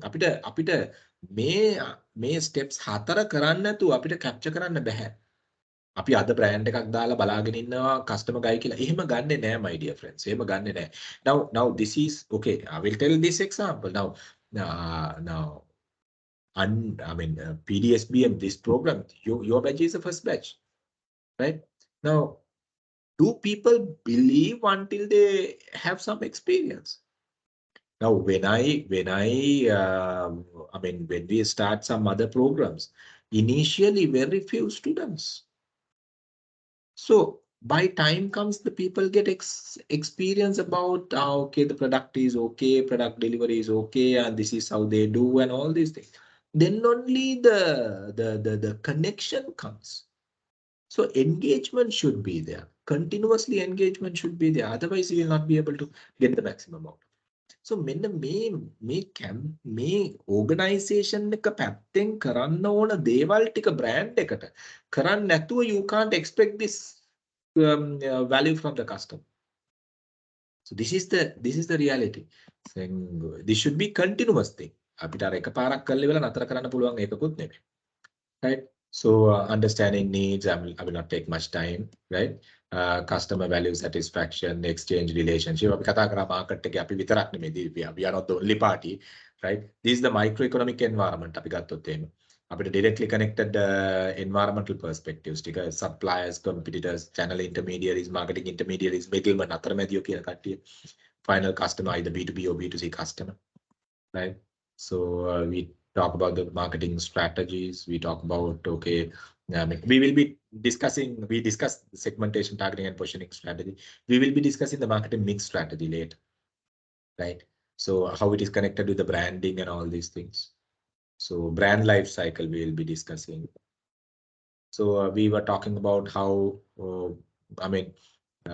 the relationship marketing approach works. Customer perceived value delivery, the value which is in the mindset of the customer. අපි ඒව කතා කරා. Right. So ඒ ටික අපි කතා කරා.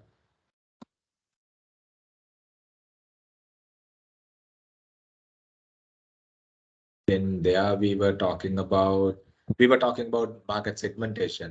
We were talking, guys. We were talking about market segmentation නේද? හැබැයි මම slides ටික upload කරේ recently. Market segmentation අපි කරා නේද? ඔයගොල්ලන්ට මගේ අනිත් slides use කළා මම කරේ මට මතක විදියට. මම slide මේ LMS එකට දාලා තිබ්බේ නැහැ. Can someone confirm me?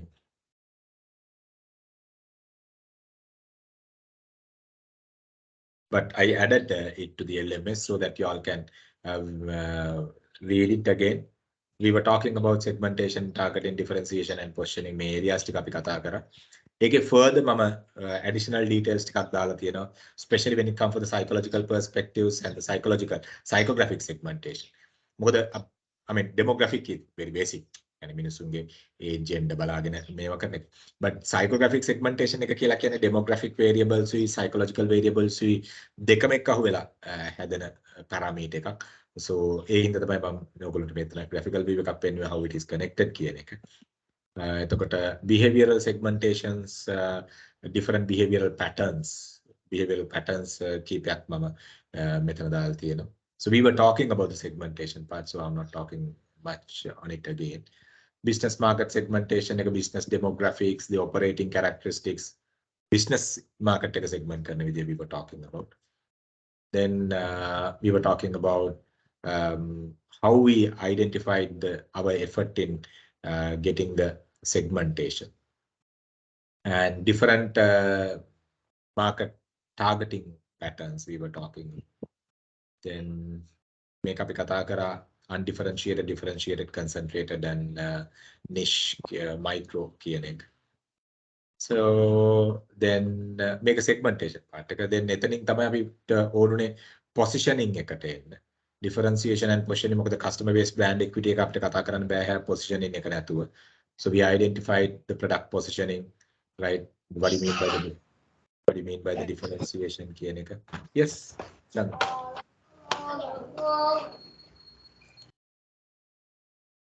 That's okay, Mr. Maheshwar. Right. So we were talking about that. Auditing the brand sphere අපි අද කතා කරන්න ඕනේ area එකක්.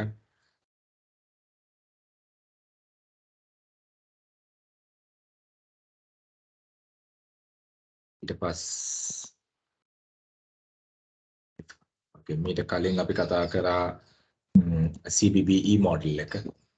Okay, sorry, brand positioning කරලා ඉවර වෙලා අපි CBBE model එකට ආවේ. Brand positioning අපි කතා කරා, which means how simply getting into the consumer's mindset කියන එක we were talking about, right? So then මොකද product එක market එකේ තිබ්බට වැඩ නැහැ මිනිහාගේ ඔළුවේ product එක නැත්තම් brand එක physically market එකේ තියෙනවා නමුත් මිනිහාගේ ඔළුවේ brand එක නැහැ. So no point. අපිට අන්තිමටම මිනිස්සෙක්ට pull එක create කරන්න පුළුවන් අපි position කරොත්. මොකද push එකට වඩා effective. I'm not saying the push is not effective කියන එක. But ඒකේ combination එක තමයි යන්න ඕනේ. But push එකට වඩා effective අපිට pull එක හදන්න පුළුවන්. pull එක හදන්න බෑ brand positioning එක නැතුව. pull එක කියන්නේ market එකෙන් product එක pull කරන ප්‍රමාණය. මිනිස්සු market product එක brand එක හොයාගෙන එන ප්‍රතිශතය වැඩි කරන්න නම් අපි positioning කරන්න. නැත්තම් මොකද්ද වෙන්නේ මිනිස්සු product එක ඉස්සරහට ගියාම අපිට brand එක කියලා දෙන්න වෙනවා. ඒතර push එකක් අපි යන්නේ. So our intention should be to create a pull. Right, you might come up with a very small business, but if the people doesn't know about your business, how come they come and ask your product? How can they come and pull your service? So you got to communicate, you got to position, getting into the mindset with your brand values, with your differentiation, with your, unique values we identified as the positioning, right? So we were talking about how basically different positioning comes with the unique selling proposition, the point of difference and the point of parity. Now, we got to them Lexus being the same company, then Toyota Lexus any company can, but Lexus is positioning. It's a point of parity. They come automobile industry ke they come vehicle manufacturing automobile industry. But point of difference abhigatto.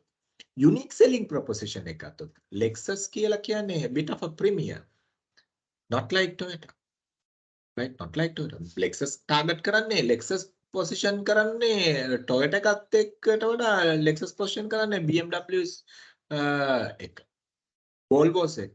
So that is the point of difference we talk about. That is the point of difference we talk about. Point of parity and the point of difference we were talking about. Look at the Volvo and BMW, the category point of difference. Give me 1 minute.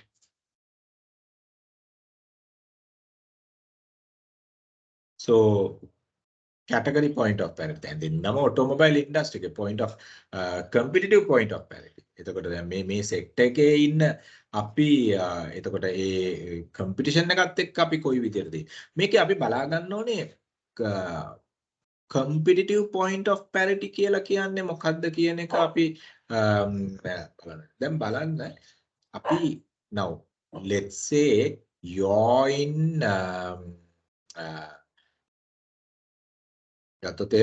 let's say you're manufacturing automobile vehicle, right?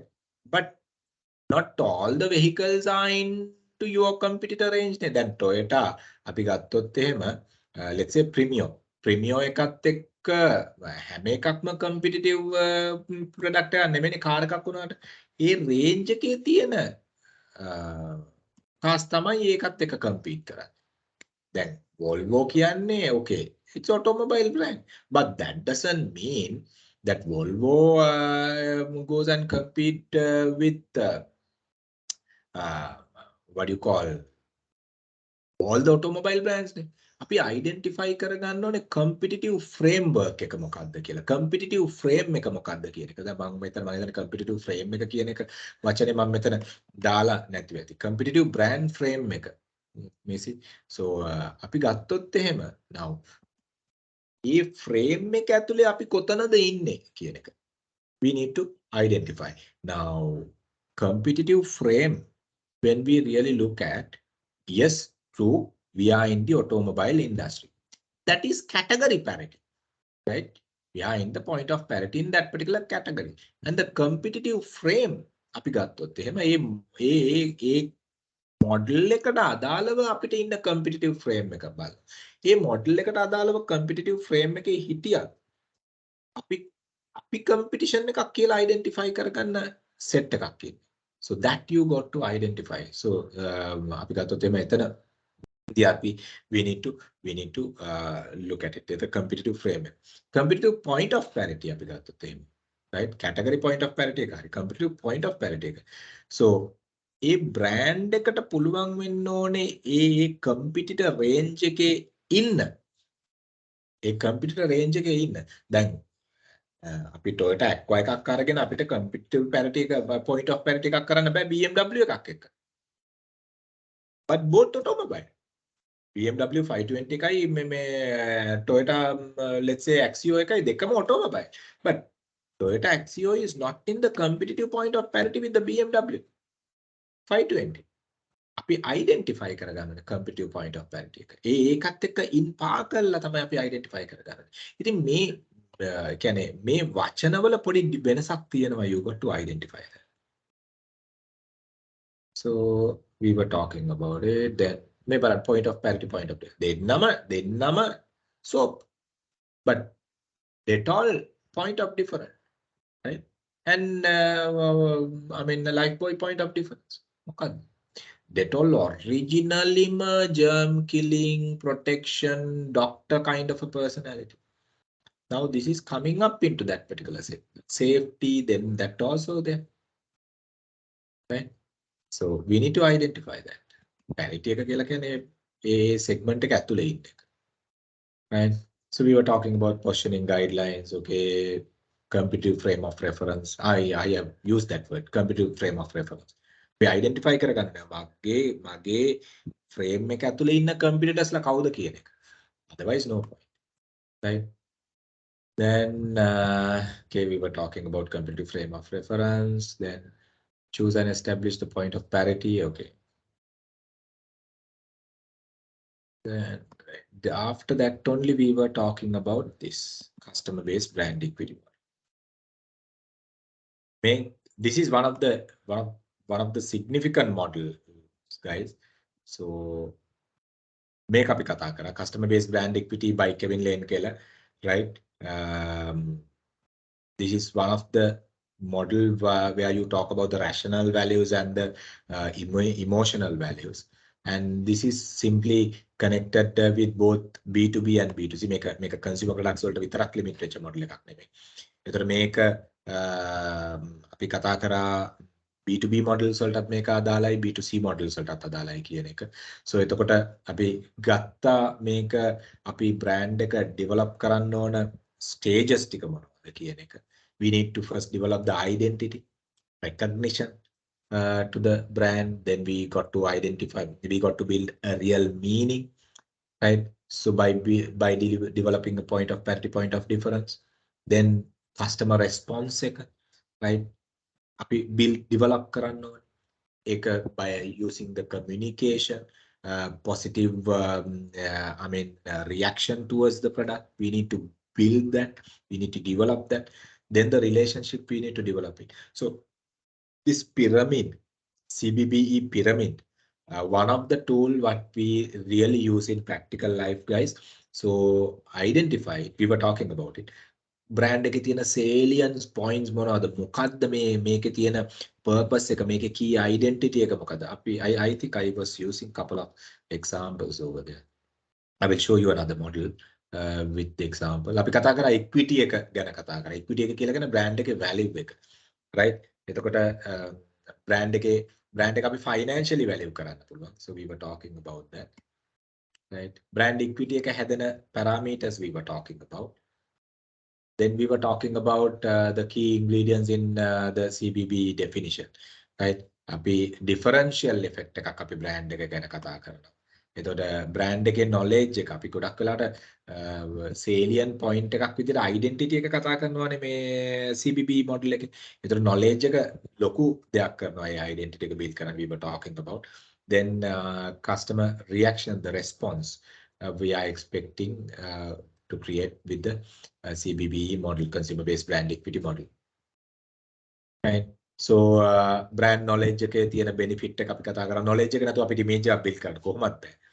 Identity එකක් build කරන්න කොහොමද බෑ. එහෙනම් knowledge එක දෙන්න නම් අපි awareness එක create කරන්න ඕනේ. Awareness එක හරහා තමයි knowledge එක එන්නේ. Awareness එක create කරන්න නම් we need to run brand communication campaigns we need to run. So those things we were talking about. But communication in depth we didn't discuss. Communication we have a separate subject, brand communication strategies here. So we'll be discussing that.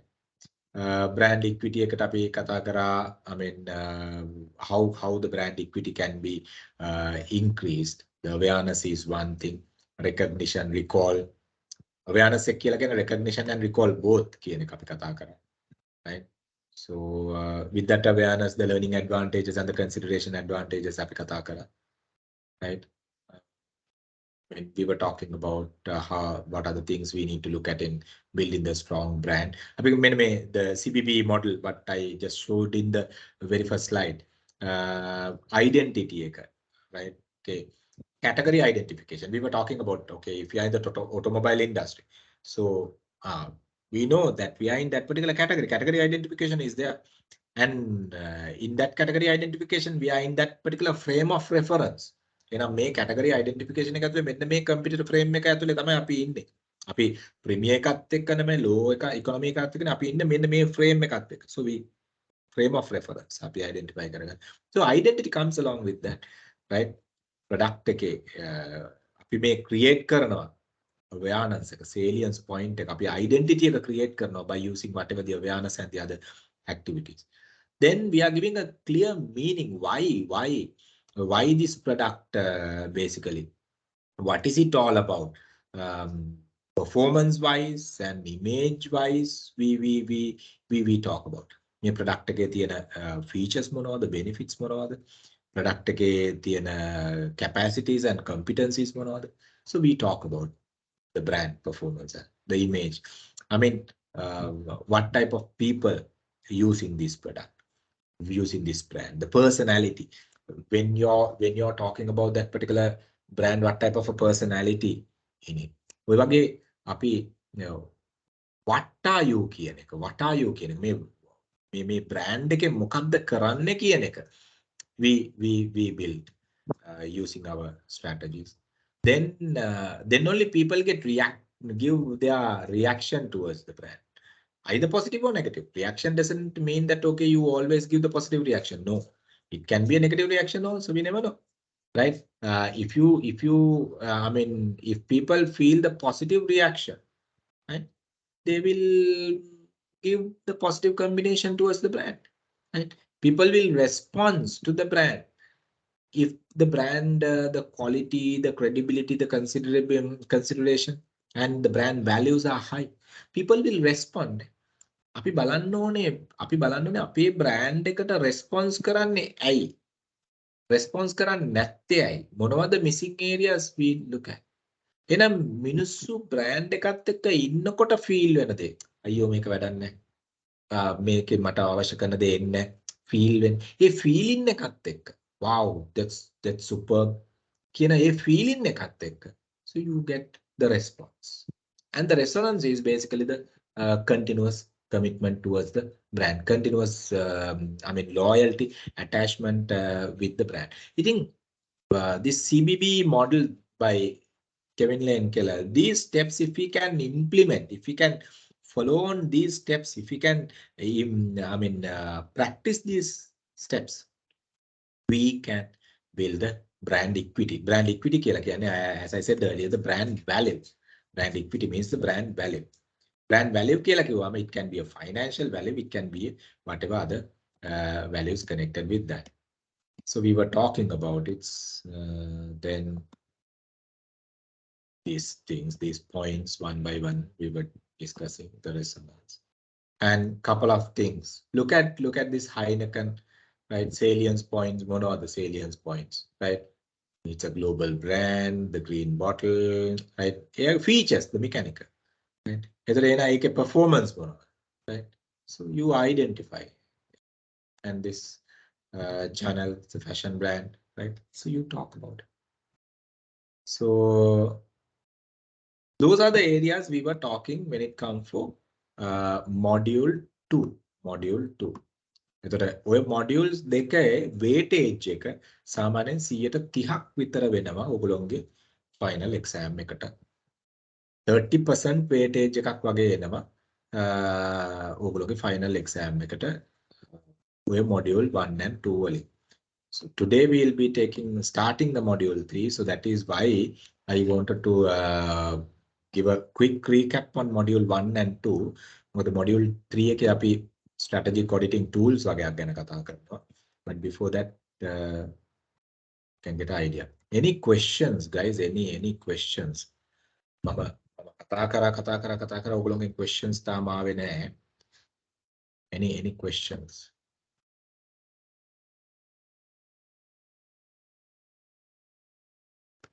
So far clear for me. It's super. Dulaj, what about you? Channa, Samadhi, what about you? Actually, it's okay for me so far. Okay, cool. Dulaj, what about you? So I just joined. Okay. So refer recording. Dulaj, how guys? By the way, Samadhi, how about you? Samadhi, are you clear? Okay. So guys, by the way, how is your assignments? මට තාම එකක්වත් ආවේ නැහැ ඔයගොල්ලෝගේ. මේ badge එකේ එකක්වත් මට corrections වලට ආවේ නැහැ. හදන ටික හරි මං කිව්වා එවන්නයි කියලා. Send it. මොකද දන්නවද? මේ I'm not the one who is marking the assignment. Right? එතකොට මට ගිය පාර දැන් sales badge එකේ ළමයි 15ද 20ක්ද how many have failed Senal sales badge එකේ? එච්චර කිව්වා assignments එවන්න කියලා ළමයි 160 ගානකින් 15ක් හරි 20ක් හරි fail. මොකද assignment එක mark කරන එක්කෙනාට අපි guidelines දුන්නට I mean they are marking your assignments. මොකද මට back කරන්න පුළුවන් assignment එක මට පෙන්නලා submit කරපු assignment එකක් නම් I can guarantee the pass. But මට පෙන්නලා පෙන්න නැතුව submit කරොත් එහෙම I even can't back you all. ඒකයි. ඒද හදන එක කරන part එක මට එවන්න then I will correct it and give you all. Then you all can keep it. නැත්තම් මොකද වෙන්නේ මේ අපි අන්තිම මොහොතේ ඔක කරන්න හිටියොත් එහෙම you will not have sometimes enough time. මොකද final presentation එකකුත් තියෙනවා. මොකද හදන slide එකක් වුණත් presentation එක slide එකත් හදලා ඉවර කරගත්තා නම් it's easy for you all.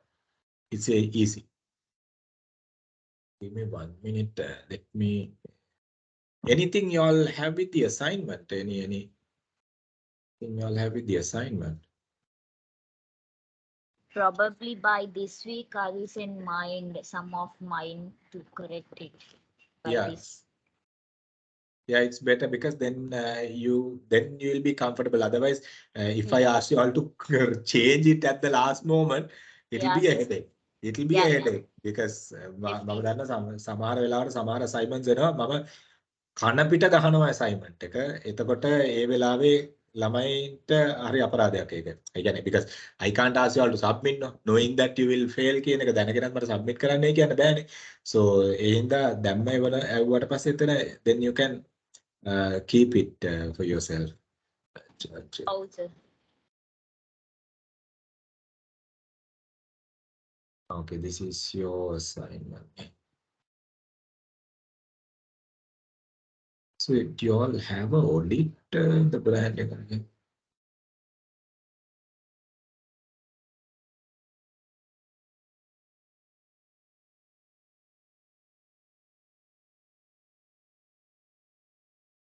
අපි මේක පොඩ්ඩක් බලලි වල break එක ගමු. I just wanted to see the assignment again.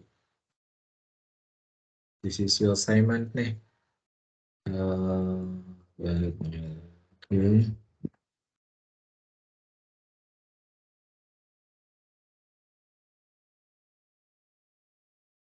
Percent organization, the brand positioning.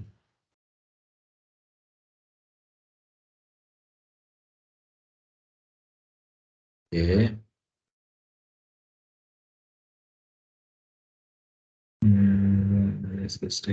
අද කරනවා stakeholder analysis අද කරනවා. auditing වලදී අපි කරන part එකක්. computer analysis එක අද කරනවා.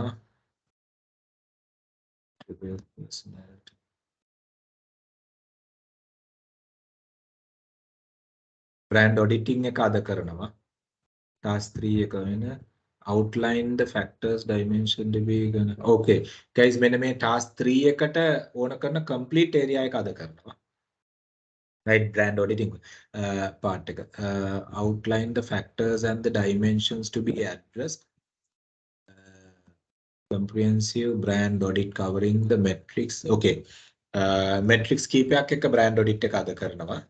So මේක තමයි break එකෙන් පස්සේ කරන්නේ. So then after that you can complete this part also. Measuring the brand performance. Okay, measuring the brand performance පස්සේ තියෙන්නේ. Identify and measure the. Okay, ඒක later. ඒක දැන් නෙමෙයි. But other start කරනවා brand audit එකේ tools කීපයක් after the break. So that you can complete this part also. Clear? So any questions? Any questions? So let's take a break if we don't have any questions, so that after the break we will discuss the branding auditing part. Right? Okay. So shall we take the break then?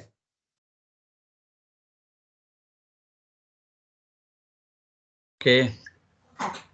Yeah, we'll take a quick break.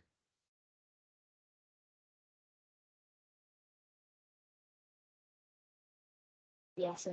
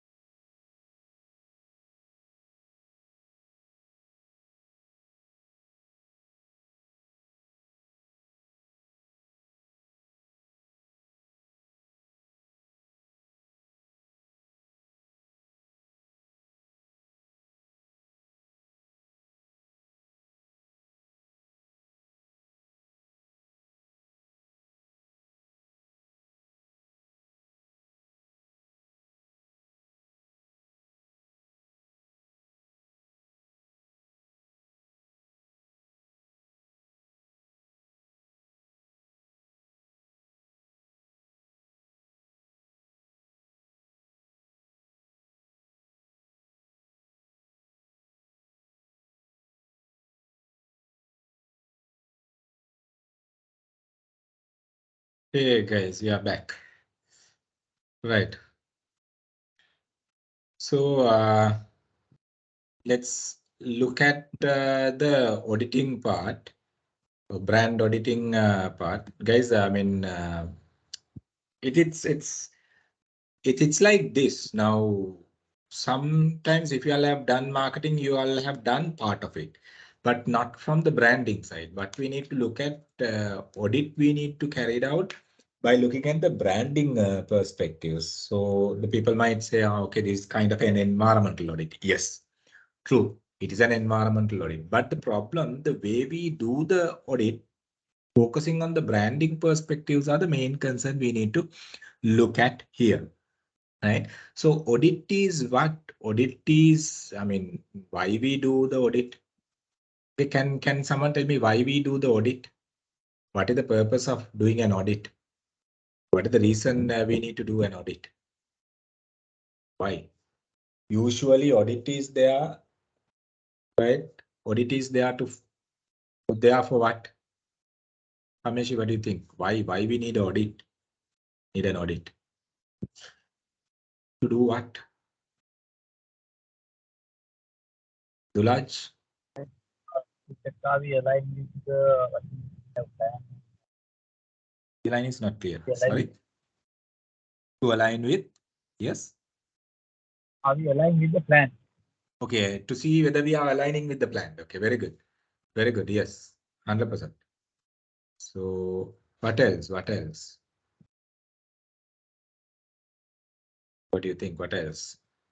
Dulaj, Kameshi, Samad. What else do you think?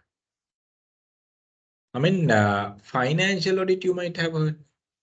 So when it comes to financial audit, we analyze the history of a given period. Okay. Environmental safety and health audit. We look at whether the organizational environment, which means the physical environment, is there with the proper condition for employee health and safety. Okay. So like that, different audits we do have in companies for different purposes. When it comes for branding audit, we look at the health side of the brand. Brand can get sick. So there are enough and more brands that have got sick, right? So we need to look at whether our brand is healthy to face whatever the challenges in future or existing. So when you look at a branding audit, so your focus on whatever the study area should look into the branding dimensions and see whether these areas, what you are auditing, is supporting the brand development or stand against the brand development. Because when you audit, once you start the auditing part, you will identify some elements are supporting for brand development and some elements are not supporting for brand development. So what we need to identify here, if those elements are there to support the brand development, how we are going to utilize them. If there are any element which is not supporting for brand development, are we going to eliminate them or are we going to change it and reuse them effectively? So we need to look at in that angle. So there, before you do a branding audit, the first thing you got to know, you need to have a clear idea about your own brand, guys. Your own brand. In the sense, you might do audit on the corporate brand sometimes. You might do audit on the product brand sometimes. Whatever, when you look at auditing one at a time, you can't do both together. If you are doing a corporate brand audit, you have to focus on that particular corporate brand and do the audit. If you are doing a product brand audit, you have to focus on that and do. Otherwise, you can't. So you got to have a clear idea about all the perspectives that are related to brand. your mechanical values, your functional values, or so-called mechanical perspectives of the brand, tangible values, and the intangible or emotional values, the psychological values of the brand, your brand personality, attitudes, culture, and how the brand evolved over a period. All these things need to know clearly before you start audit. Because if you don't have an idea about the brand, I mean, unless it's a new brand, so you can do a branding audit on a new brand, one thing, or you can do a branding audit for an existing brand. So if you have if you are doing an audit on an existing brand, you have to have a clear idea on certain areas. So I mean, with that idea only, you have to start the auditing part. So when you look at the branding audit, guys, actually, we look at these two environments. This is pretty familiar for you all. If you all have done marketing, this is pretty familiar. So in marketing, we have something called marketing audit. But we are looking on different angle. I mean, in branding, we have this in branding audit, but we are looking on different angle. So this is what we need to identify. Some might get confused. Even sometimes the people might think, it is marketing audit. I mean, overall by visual approach, it is somewhat similar to marketing audit, but you look at from the branding dimensions. Now we need to audit these two environmental perspectives. One is the microeconomic environmental perspectives connected with the brand, and the other one, macroeconomic perspectives, which means connected with the brand, how it is affecting to the brand. We need to look at. So, but what do you mean by the microeconomic environment? Microeconomic perspectives we need to look at.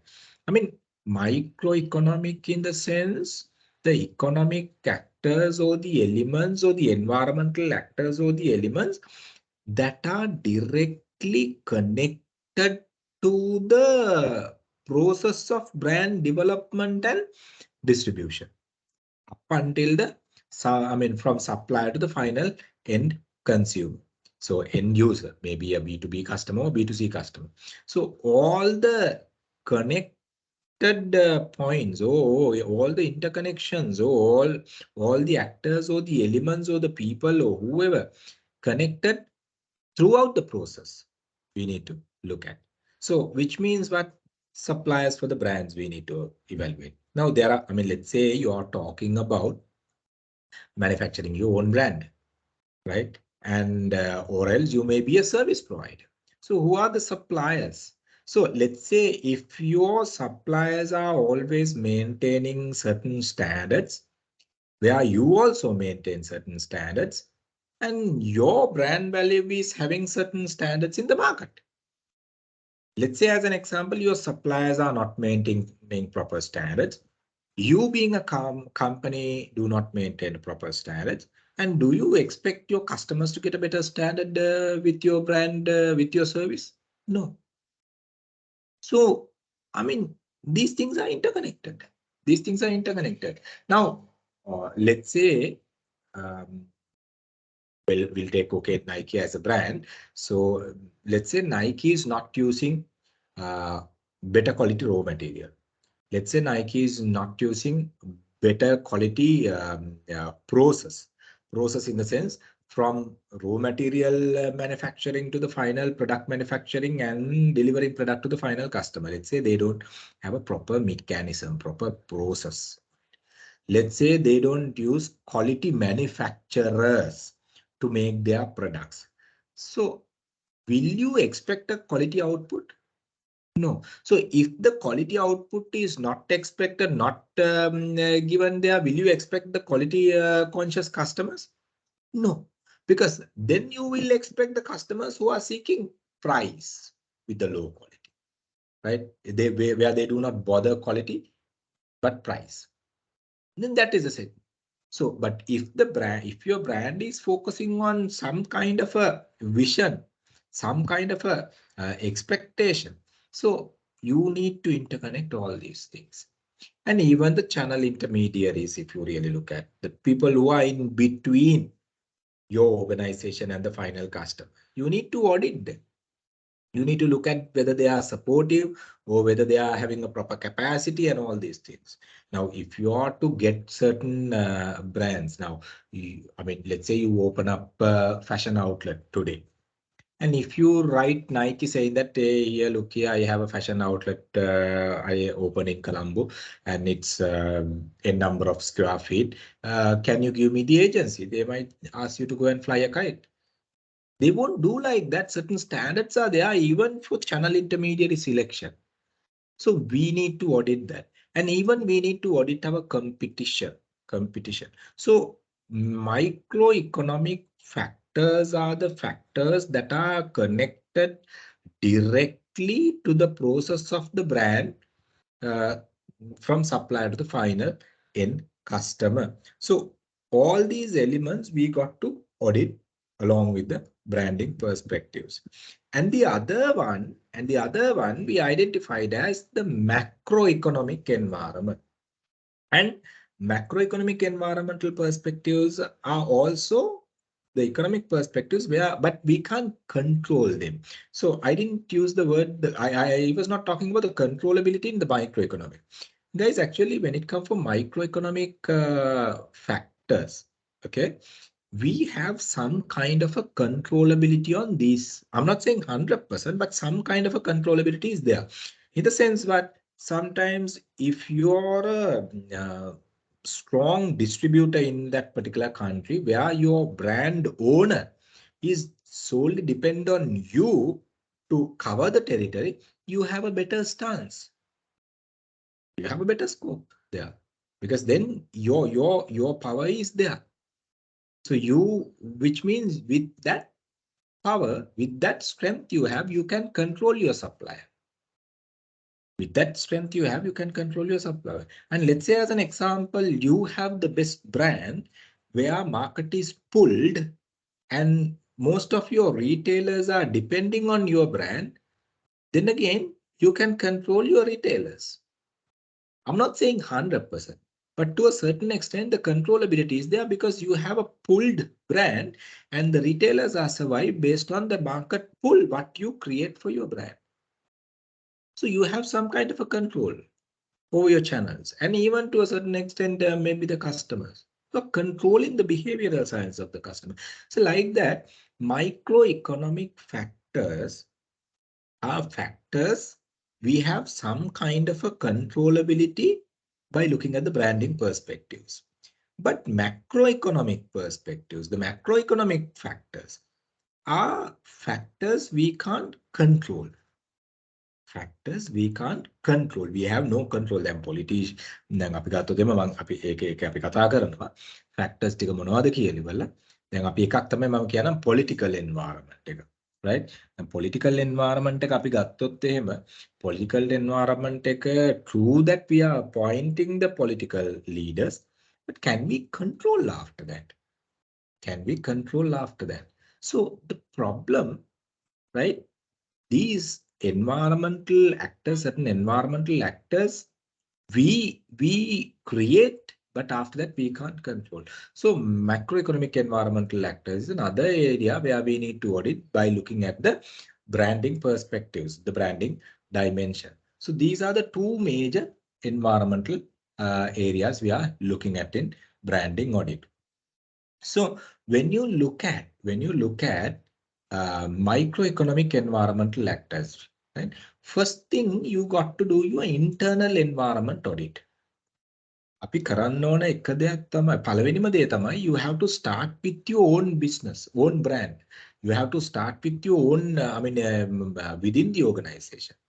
Right? Whether your organization is having a capacity to manage the brand, whether your organization is having competencies to maintain and manage the brand and bring the brand into the vision the brand is focusing on. So you have to audit the internal area. So මේ internal area එකේ මොනවද අපි audit කරන්නේ? What do we really auditing in this internal environment? What do you think? We need to look at our own corporate strategy. Then මම මෙතන mission, objectives, vision කියලා දැම්මට අපි ඕකට කියනවා broader approach එකක් corporate level strategy එක. corporate strategy එක අපි audit කරන්න ඕනේ. Now let's say as an example, I will tell you one of the example from the industry. You take company like Softlogic and John Kears. Now, when they are trying to select a particular brand for their portfolio, right? When they're trying to select a particular brand for their portfolio, they always focus on certain quality level, certain standards, certain recognition, the reputation the brand is built over a period. You're always worried about that. And by looking at their corporate strategy in the sense their corporate vision, corporate mission, the corporate purpose statement, corporate values, the corporate culture that they try to create, those are in lining with the brands what they are selecting. ඔලොන් අහලා තියෙනවද කවදාවත් John kills වගේ එකක් ඒ කියන්නේ cheap level එකකින් I'm using that word cheap level එකකින් මේ product එකක් හරි solution එකක් හරි දෙනවයි කියලා. They are maintaining certain standards always, right? Always they maintain certain standards. Right? So that is the corporate culture that they have created. Subsidiary එකක් වෙන්න පුළුවන්, ඒගොල්ලෝගේ sister company එකක් වෙන්න පුළුවන් throughout. අපි ගත්තොත් එහෙම they maintain those standards නේ. Operational standards they maintain.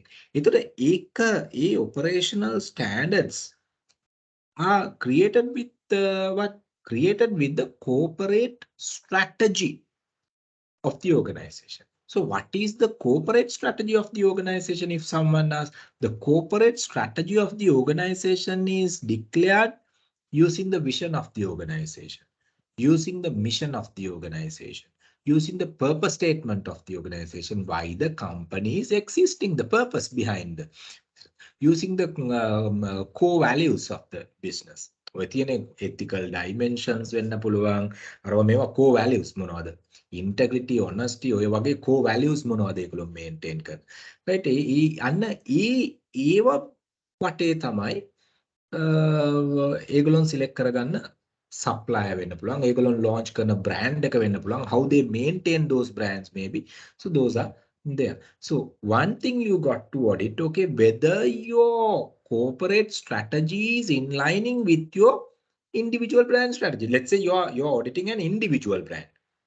අපි තුමු ඕගොල්ලෝ ඔඩිට් කරන්නේ ඉන්ඩිවිජුවල් බ්‍රෑන්ඩ් එකක් කියලා. ඒ කියන්නේ කෝපරේට් බ්‍රෑන්ඩ් එක නෙමෙයි. එහෙනම් ඉන්ඩිවිජුවල් බ්‍රෑන්ඩ් එකත් එක්ක මේ කෝපරේට් බ්‍රෑන්ඩ් එකේ මැචින් එකක් තියෙනවද? එහෙම නැත්නම් මිස් මැච් එකක්ද? කෝපරේට් ස්ට්‍රැටජි එකේ අපි හැමතිස්සෙම කතා කරනවා ප්‍රීමියම්. කෝපරේට් ස්ට්‍රැටජි එකේ අපි හැමතිස්සෙම කතා කරනවා ලයිෆ්ස්ටයිල්. හැබැයි ගේන බ්‍රෑන්ඩ් එක I mean unbranded ඒ කියන්නේ unbranded කියලා කියන්නේ නමක් ගමක් තියෙනවා අම්මා මුත්ත නැතුව නෙමෙයි unbranded කියලා කියන්නේ නමක් ගමක් තියෙනවා නමුත් අර low quality no proper recognition no proper reputation but corporate strategy එකයි මේකයි අතර ලොකු mismatch එකක් තියෙනවා so එහෙම වුණාම මොකද්ද වෙන්නේ there will be rejections. Why? The corporate strategy. You design your corporate strategy and communicate the corporate strategy among your employees, and employees are working along with the corporate strategy what you build. Culture, values, I mean your direction, your expectation, objectives you are planning to take with the organization. I mean based on your corporate strategy only your employees are working.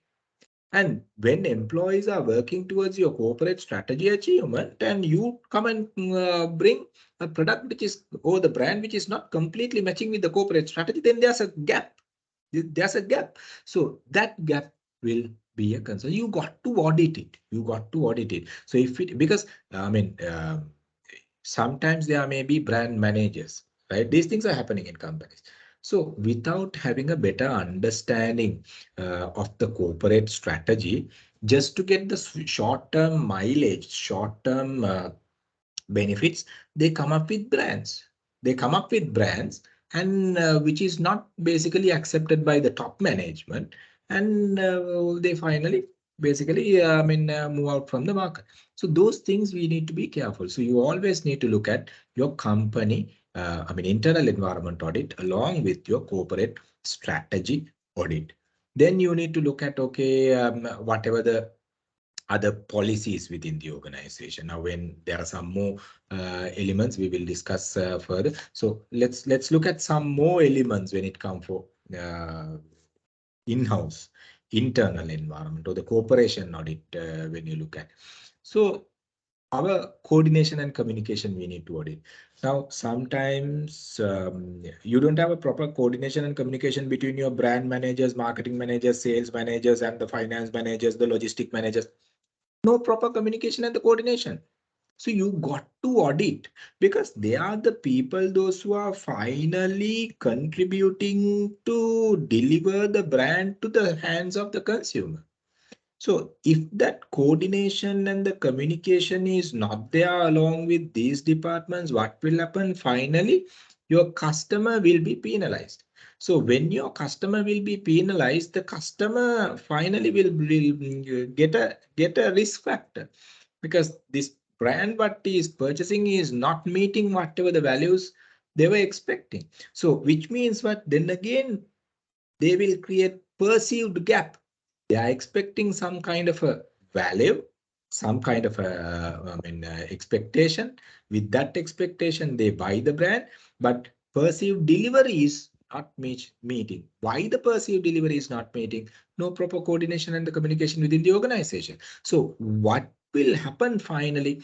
Perceived expectation, perceived experience, there will be a gap, then the rejection will be there for the brand. So you got to identify this. You got to identify this. So where are the lacking areas in coordination part, in brand delivery finally? Now, let's say the finance manager as an example. Finance manager always the cost conscious. And he said, okay, whatever the raw material you decide to purchase to manufacture your brand, the tangible part of your brand, he said, okay, no, look here, this product is, this raw material is expensive, we'll go ahead. Then if you, being the brand manager, agreed to that, finally the product, that raw material that comes into your warehouse is with not the expected standard or the quality. So you're making your brand, the tangible part of your brand, using the raw material which is not with proper standards.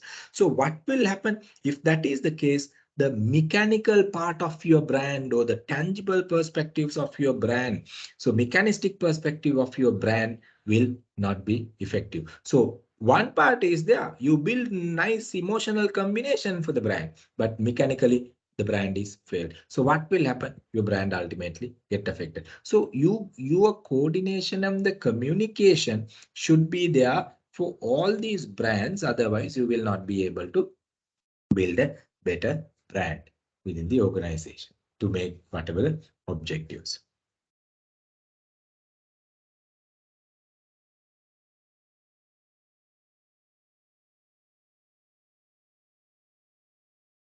So coordination and the communication, which is so important, and communication, then again, right, as an example, once again. So let's say, brand and the marketing and the sales. Sometimes I have seen, right, companies are the brand department design certain concept, ask marketing department to promote, sales department is unaware, right? Sales department එක දන්නේ නැහැ. ඒ කියන්නේ sales department එකේ sales manager සමහරලාට දන්නවා, field එකේ ඉන්න executive දන්නේ නැහැ. So communication should be there. එතකොට finally කොතනටද එන්නේ? දැන් අපි TV එකේ advertise කරනවා. නමුත් retail මුදලාලිගෙන් තමයි sales rep දැනගන්නේ අඩේ මෙහෙම campaign එකක් තියෙනවා නේද කියලා. These things are happening now. These things are happening. So a communication එක sales rep ට යන්නේ නැහැ down the line. I mean the communication protocols follow වෙන්නේ නැහැ organization එක ඇතුලේ. Right? Downward communication එකක් නැහැ properly. ඒතකොට මොකද වෙන්නේ? Brand එක finally affect වෙනවා within inside the market. So you got to make sure so these things are audited properly. Audited properly. And the other one, values. So employee values. Right? Your planning, your corporate strategy is there to have employees with ethics, certain ethical values, certain personality values, certain values in their demographics, okay, knowledge or whatever you name it. So, but what you expect is not there with the employees.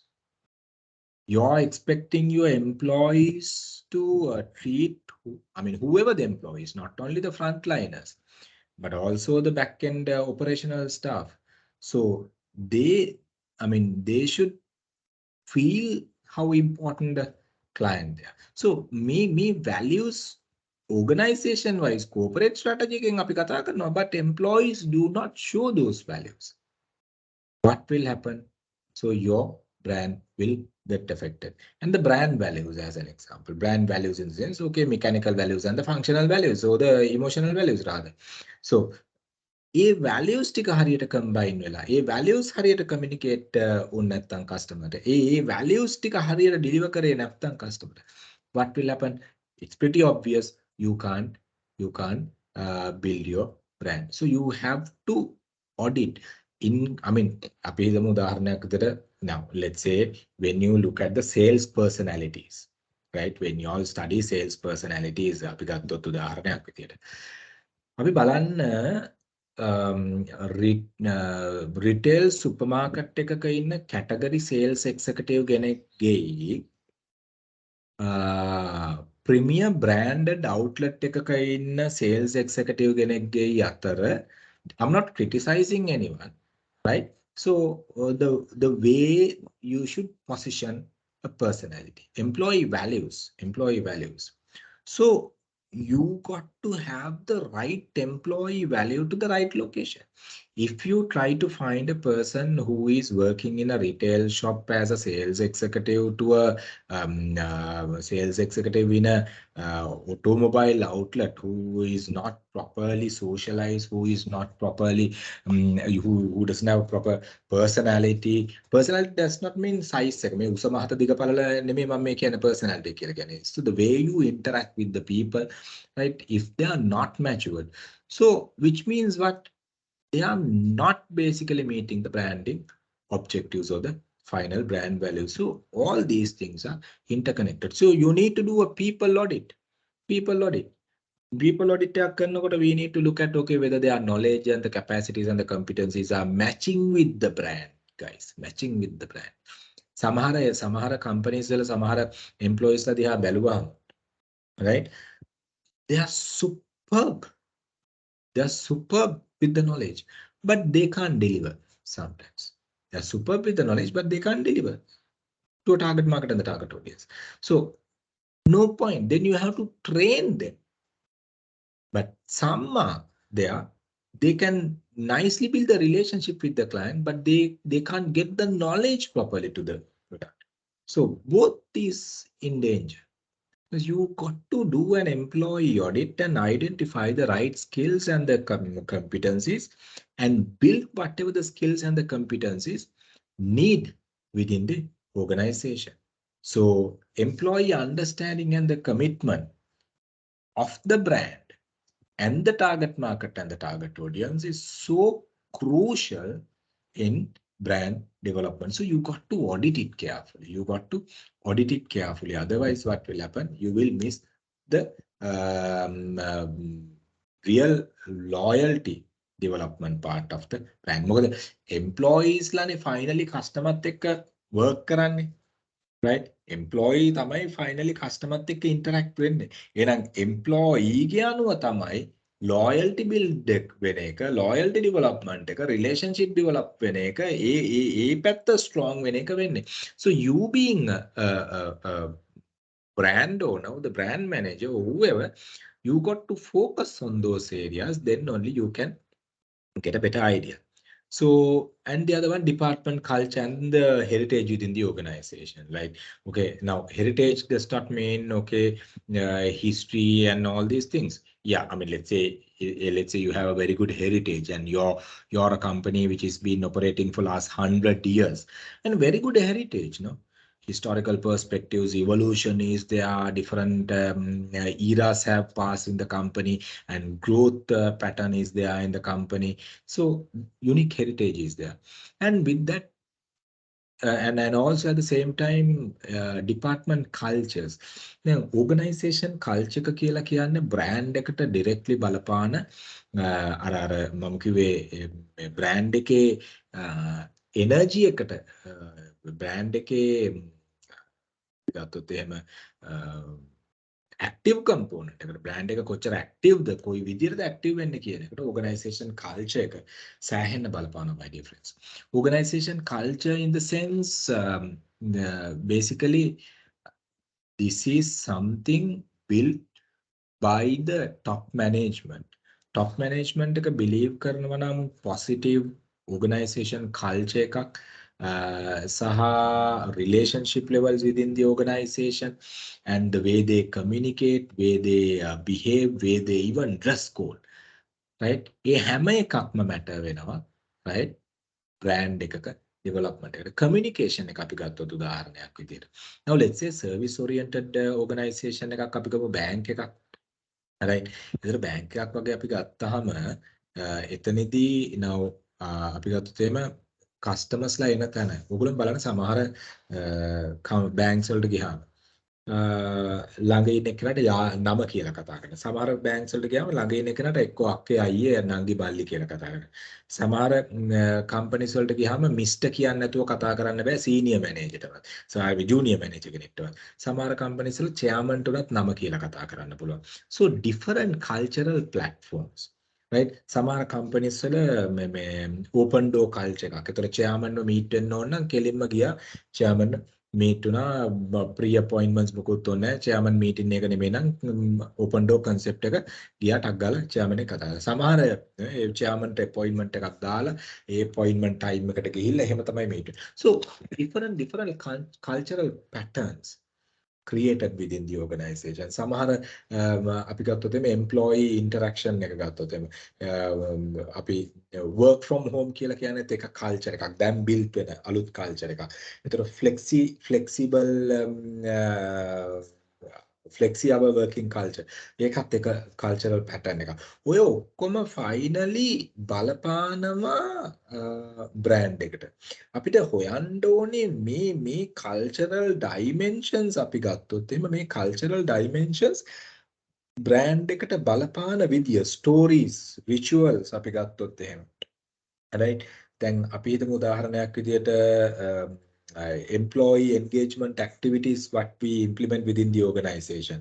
So, employee welfare activities what we implement within the organization. එතකොට ඔය දේවල් හින්දා employee satisfaction employee starts talking about their own brand. Employee feel, oh my goodness, I'm working for this brand. They proudly start talking about their interaction with the brand. දැන් ඕගොල්ලෝ බලන්න සමහර companies වල සමහර companies වල I mean this is what I have experienced. සමහර companies වල වැඩ කරන ළමයි ඒ company එකේ නමවත් කියන්න කැමති නැහැ. But certain companies they proudly say I'm working in this company. අර ඒ විදියට කතා කරන්න ඒ ඇයි because the culture and the heritage created unique personality and unique bond with the company and the brands. මම මේ brand එකට වැඩ කරන්නේ. දැන් සමහර ළමයිගෙන් මම අහනකොට කියනවා company එක කියන්නේ සර් මම මේ brand එකට වැඩ කරන්නේ. මම තමයි මේකේ brand executive. මම තමයි මේකේ sales manager. මම තමයි මේකේ marketing manager. මම තමයි මේ brand එකේ marketing executive වෙන්නේ. මේ brand එකේ නම කියලා කියන්නේ. Why? Because they have created a culture to build a unique bond within the brand and the employee of the organization. So they proudly talk about that. And capabilities and the core competencies. Core competencies කියලා කියන්නේ අපිට තියෙන unique capacities මොනවද කියන එක.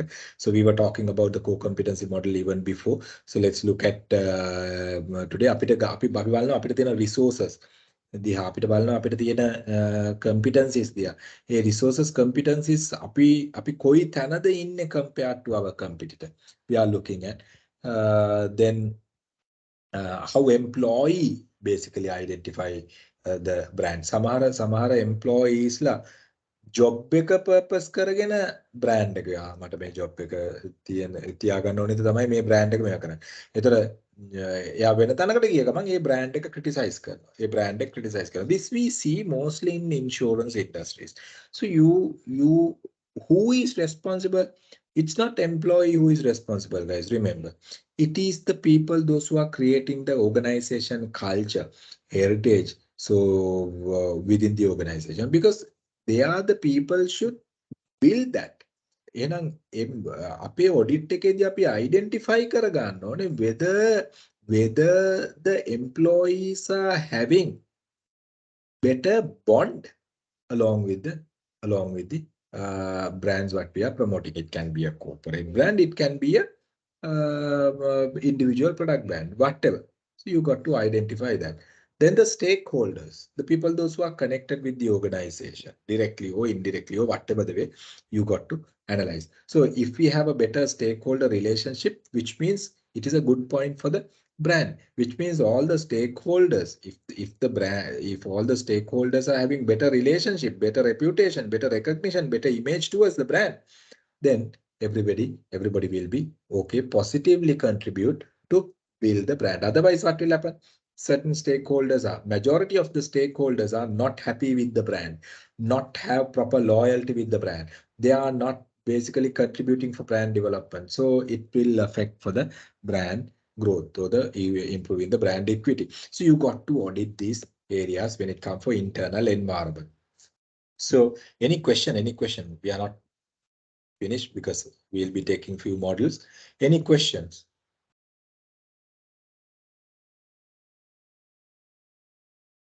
Anyone? Okay, let's move on. No, sir. Right, superb. Let's move on. So stakeholder relationship analysis. This is crucial. Now, all these stakeholders, now, if you see here organization එක වෙනුවට ඔයාගේ brand එක දාන්න මෙතනට. Organization is also a brand. I mean, organization එක වෙනුවට ඔයාගේ brand එක දාන්න මෙතනට. ඔයාගේ brand එක දැම්මාම අපිට බලන්න පුළුවන් okay එහෙම නැත්නම් organization එක corporate brand එක විදිහට අපි අරගත්තොත් who are the stakeholders connected with the organization. Now one thing is the functional stakeholders. ඒගොල්ලන් තමයි directly input output process එකට අපිට connect වෙන්නේ. Now, who are the functional stakeholders connected with your brand? Your employees, right?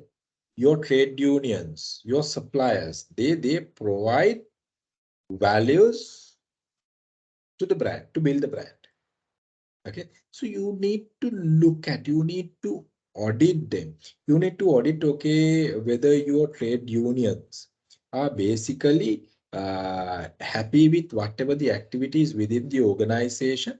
So if so, I mean, they will positively contribute to the brand, organizational brand, right? And your supplier, you need to look at whether your suppliers, sometimes the suppliers may be there since they have no other option. The moment they get another option, they might move out. So which means what? You don't have a proper relationship with the supplier. So the functional linkages, I mean, one part of the functional linkage will be at a danger because your supplier is not having a proper relationship, proper reputation with the organization. And finally, it will boil down to the brand reputation of the organization. What if the supplier stops supplying just because of your certain activities you implement within the organization? So then it will affect your output functional linkages. It will affect for your customers, your channel intermediaries, or whoever the people, it will get affected. So you got to analyze. Now, අපි channel intermediary ගත්තොත් උදාහරණයක් විදියට we have another slide on it. We need to look at, okay, whether this channel intermediaries are having better relationship with us. Consumer විතරක් නෙමෙයි, consumer ගේ අපි analyze කරන්න ඕනේ ඒගොල්ලන්ගේ need patterns කොහොමද?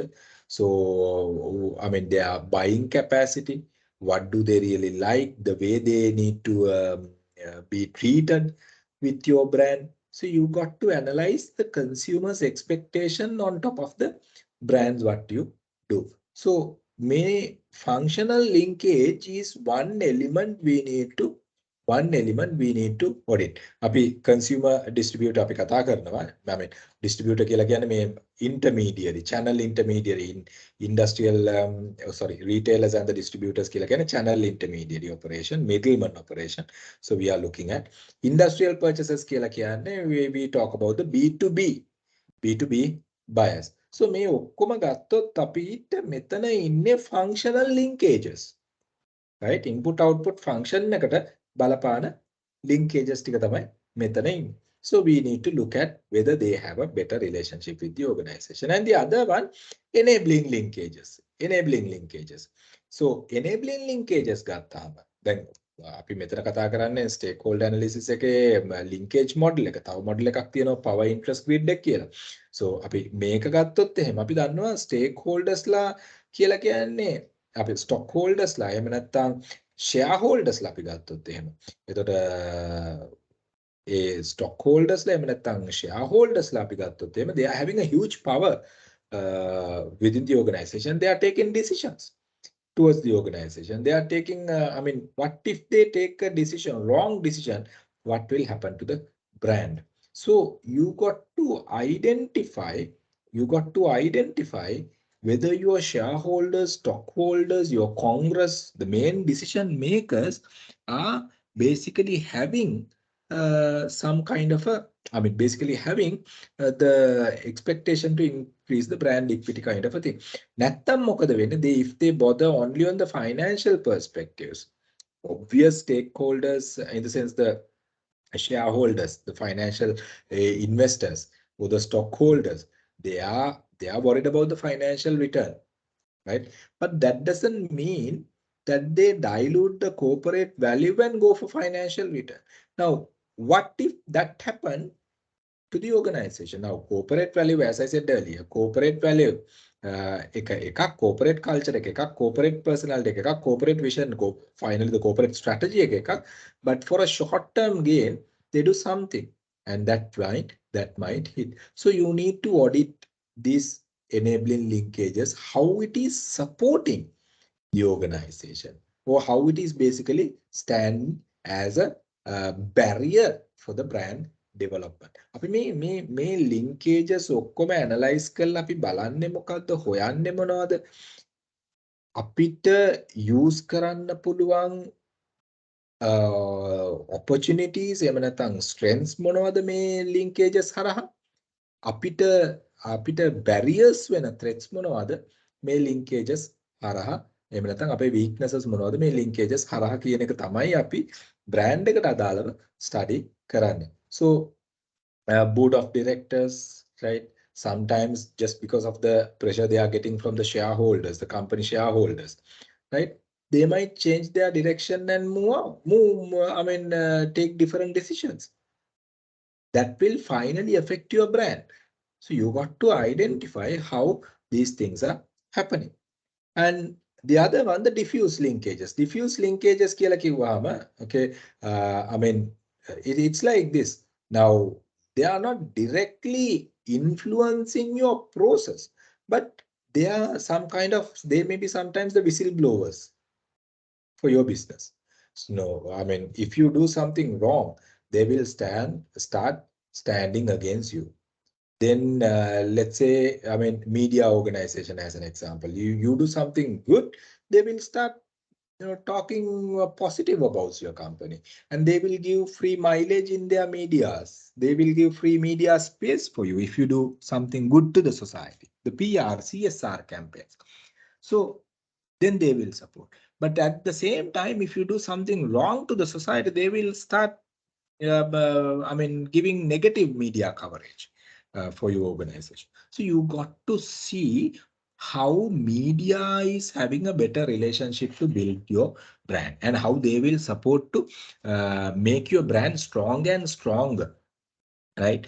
And voters, okay, I mean, like, not everything is basically supporting in the Sri Lankan context, right? People who can vote for your organization, whatever the way, right? Special interest groups, maybe NGOs, non-profit organizations, child labor organizations, elderly care organizations, special disability related, the community organizations, right? So special interest groups towards the organization.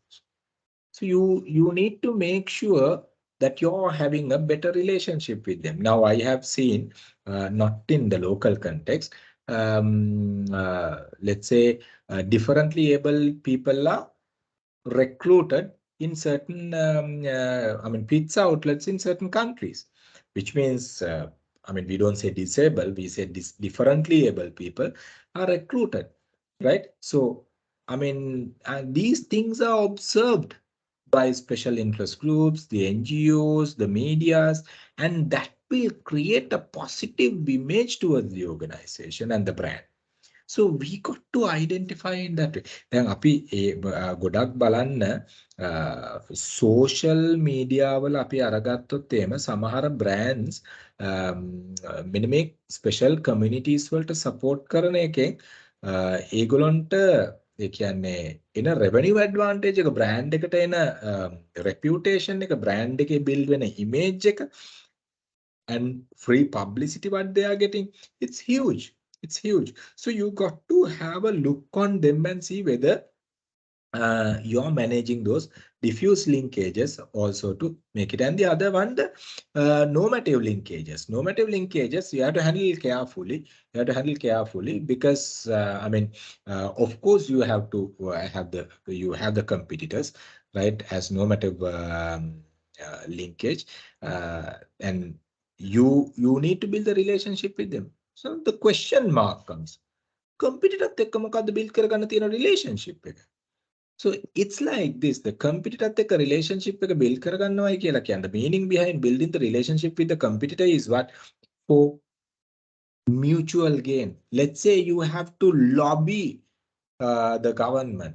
Rather lobbying as an individual organization. If you get connected with all the competitors for the benefit of industry, so then you need the better relationship with the competitor. So normative linkages, the politicians sometimes, the political groups, sometimes you will have to, I mean, maintain to build keep the brand stronger. I don't want to tell you the company, one of the largest group which was there in the country some time back. So when I was talking to the chairman, I mean like, they allocate a particular budget for each and every political parties based on the research they do prior to the election. Now, let's say as an example, election එකට කලින් ඒගොල්ලෝ research එකක් කරනවා within the organization and within the connected organizations and identify which companies having better votes and 1, 2, 3, 4, 5 like that they identify.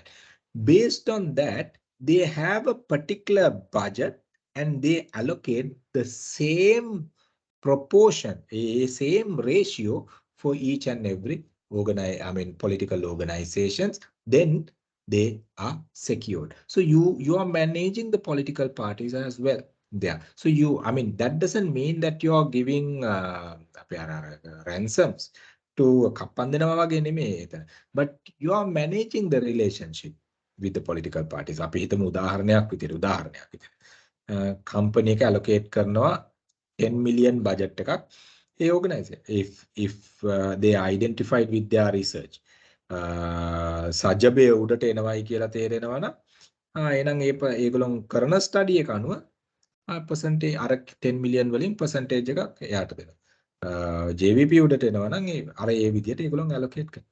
By doing that, right, they build the relationship towards the corporate brand, not the individual brand. අපිට individual brand වලට මට අහුවෙලා නැහැ ඒ වගේ මේකක් කරනවා individual brands වල. This is a direct thing by certain large scale companies. I think even today it might happen, right? So in current context also it might happen, but they build a relationship with the political parties to keep the brand.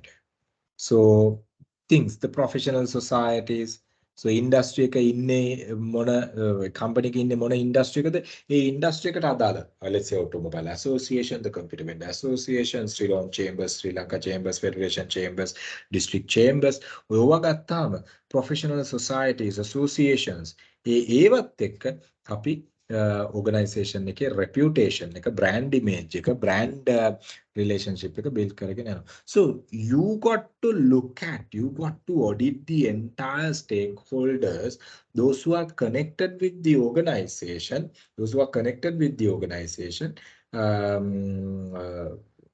to see how stakeholders are contributing for brand development. So මෙතන stakeholder categories හතරක් තියෙනවා. ඔය හතර බලා ගන්න.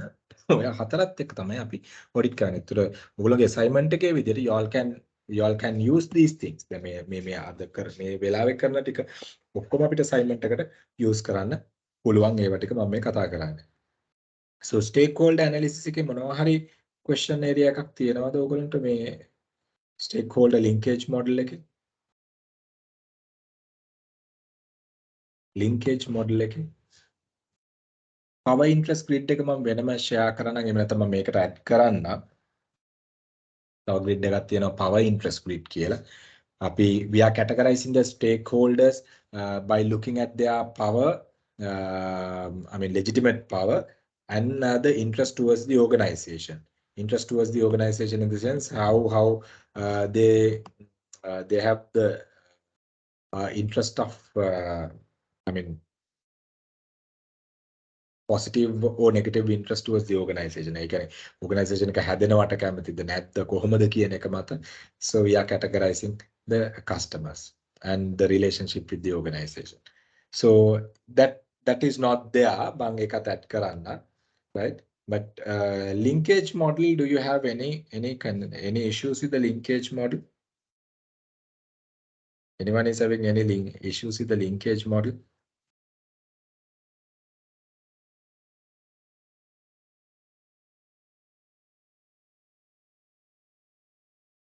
Anyone is having any issues with the linkage model? It seems no. Good. So let's move on. And this one we were talking about. Even previously we were talking about core competency model. Hamelan Prahalab's core competency model. Then api meka gattot ehema, right? Mekedi api mokadda karanne? We are looking at the resources that are connected with the brand. Resources වෙන්න පුළුවන් අපිට තියෙන patent එක. අපේ brand එකට තියෙන මොනවා හරි license එකක් තියෙනවා නම් ඒක. අපේ brand එකට තියෙන special feature එකක් වෙන්න පුළුවන්. අපේ brand එකට තියෙන unique අපි හිතමු අපේ brand එක use කරන unique material එකක් වෙන්න පුළුවන්. මොනවා තමයි resources කියලා කියන්නේ. resources කියලා කියන්නේ. And the competency, what our brand can do කියන එක තමයි competency. මොකද්ද අපේ brand එක සහ brand එක කරන මිනිස්සු ට කරන්න පුළුවන් දේවල්. So we are analyzing our resources and competencies that are connected with the brands by looking at our competitors. Now let's say if you see you have a resource where your competitor can easily duplicate. So until your competitor duplicate, you can stand. The moment your competitor duplicate, you are gone. So no differentiation there. So that type of resource is a threshold resource. එකෙන් අපිට ලොකු දෙයක් කරන්න බෑ. We can't do much. Now let's say as an example. Right? Now you imported a production machinery, and with that your quality of your mechanical part of your brand improved. But the same machine can be imported by your competitor also. Until your competitor import that machine and start manufacturing the competing brand, you are having a competitive stance. But the moment your competitor import the same machine and start manufacturing the product, your competitive stance is gone. I mean, it's very fragile, your competitive position. So because of that, we identify that as a threshold resource. Koi vele kadale aida කියලා කියන්න දන්නේ. But let's say as an example, you have a resource where your competitor cannot duplicate. Now KFC as an example, their recipes, their resource. McDonald's, their brand name and their then again the certain some kind of a recipe what they maintain is their resources. Very difficult for people to compete. Pizza and Domino's pizza recipe is a unique resource. Very difficult to compete. So those are unique resources of the brand. I mean, let's say as an example, the patent you have. I mean, patent period එක ඇතුලේ compete කරන්න බෑ කාටවත්. Unique resource you have. So you got to identify the competencies, right? What your brand can do. If what your, I mean, මෙතන තමයි point of parity, point of difference කියන ඒවා එන්නේ. Right? Category parity එක, point of parity එක, point of difference කියන එක. දැන් අපිට තියෙන competencies competitor කරන්න පුළුවන් නම් so it's a threshold. කොයි වෙලේ ගහලා යයිද නැහැ. කම්පියුටර් නැති තාක්කල් අපිට ඉන්න පුළුවන්. කම්පියුටර් ඒ competency එක ආපු ගමන් so it's very fragile. So then that type of things we need to identify. So our intention should be to increase. Our intention should be to increase more and more unique resources and unique core competencies. මොකද unique resources and core competencies මම මේ ඊළඟ model එක කරාම ඔයගොල්ලන්ට මේක තවත් පැහැදිලි වෙයි. More and more unique resources and the core competencies when you have your sustainability, your sustainable competitive advantages will increase. So with this VRIO model you will identify that one. So මෙන්න මෙතන තමයි අපි පුළුවන් තරම් develop කරගන්න ඕනේ. එහෙනම් අපිට පුළුවන් දේ අපේ කම්පිටිටර් කරන්න පුළුවන් නම් එතන අපිට strength එකක් නැහැ ඇත්තටම. So අපිට පුළුවන් වෙන්න ඕනේ කම්පිටිටර් කරන්න බැරි දෙයක් අපිට කරනවා නම් එතන තමයි අපිට තියෙන්නේ. So core competency model is this one we were discussing even before, and connected with the core competency models, guys, we have the other one, the VRIO analysis. So VRIO analysis අපි ගත්තාම so your මෙන්න මේ resources and competencies කියන එක අපි parameters 4කින් analyze කරනවා. දැන් සමහර වෙලාවට you might have a resource. It is not so valuable for you, not even for competitor, not even for your customer. Not for competitor, I mean to say for your customer. ඒක valuable resource එකක් නෙමේ නම් ඔයාට තියෙන්නේ. resource එක valuable නැත්තම් it is not a competitive advantage. It is not a competitive advantage. අපි හිතමු අපිට resource එකක්, we have a resource and that resource is a valuable resource. උදාහරණයක්. අපිට factory එකක් තියෙනවා n number of square acres area එකක හදපු අපේ factory එකක් තියෙනවා. ඒක valuable resource එකක් අපේ brand එකට. Right? අපිටම Volkswagen එක use කරනවා, Volkswagen automobile manufacturer use කරනවා. They are using I can't remember the exact square acre areas, huge area which was damaged due to Second World War to test their vehicles. හරිද? එතකොට ඒක unique valuable resource එකක් ඒගොල්ලන්ට අනිත් ඒගොල්ලන්ට නැති වෙන්න පුළුවන්. ඒක resource එකක් ඒගොල්ලන්ට ඒගොල්ලන්ගේ අලුතෙන් හදපු vehicle එක එක road condition වල test කරන්න. So it's a valuable resource. But if it is not rare, ඒක rare නැත්තම් අපි හිතමු Volkswagen ට ඒක තියෙනවා World War එකකින් develop මේ automatically මේ හැදිච්ච ඒ condition. අපි හිතමු මේ Volvo එක මේ තව area එකක් අරගෙන ඒ විදිය different road conditions දාලා ඉවලා ඒ test area එකක් හැදුවයි කියලා. එහෙනම් ඒක rare නෑනේ. rare නෑනේ. එහෙනම් ඒ resource එක rare නම් අන්න ගොඩක් හොඳයි. නමුත් rare නැත්තම් it is not that much of a competitive advantage. Why? Competitor can match competitive equity, competitor parity and competitor match කරන්න පුළුවන් resource එකක් ඒක resource එක match කරන්න බැරි resource එකක් නෙමෙයි. Now let's say as an example we have a resource and it is very valuable for our brand and also it's very rare. competitor හොයාගන්න හරි අමාරුයි මේ brand ඒ value එක. Okay, so competitor හොයාගන්න අමාරුයි and competitor I mean ඒ වගේ දෙයක් අනිත් suppliers ලට supply කරන්න අමාරුයි. එහෙමනම් හැබැයි competitor එක imitate කරන්න බැරි නම් එහෙම නැත්නම් imitate කරන්න පුළුවන් නම් ඒක අපේ හොඳ strength එකක් වෙන්නේ නැහැ. නමුත් let's say as an example අපි if it is a difficult to imitate, competitor මේක imitate කරගන්න අමාරුයි නම් ඔන්න අපිට පොඩි මේකක් තියෙනවා. නමුත් කම්පියුටර් ඩිෆිකල්ට් නැත්තම් ඒක කොපි කරන්න එහෙනම් අපිට ඒ තියෙන temporary competitive advantage එකක් විතරයි. We are having only a temporary advantage.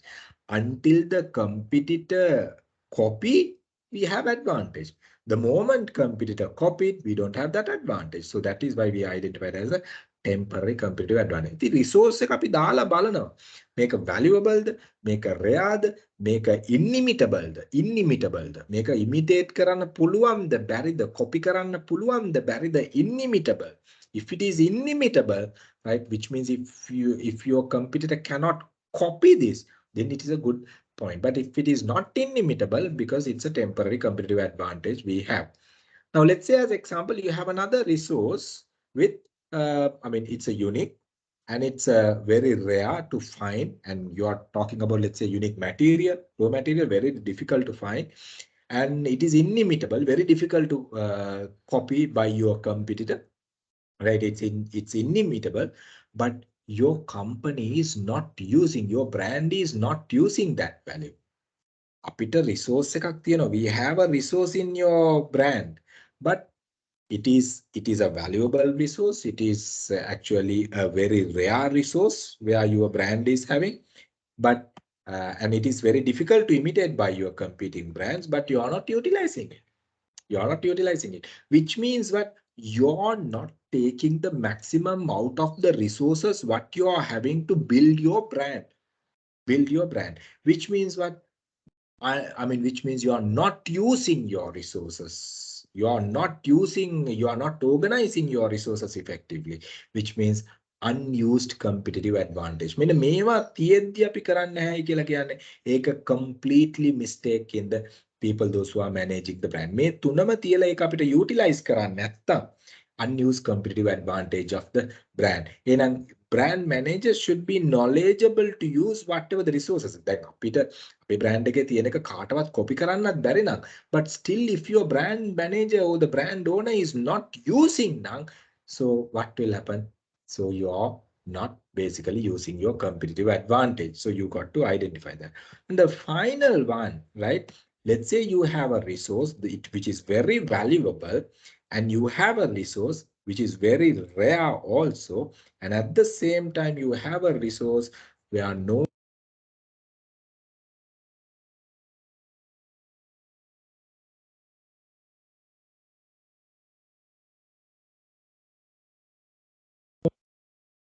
guys, did you all hear?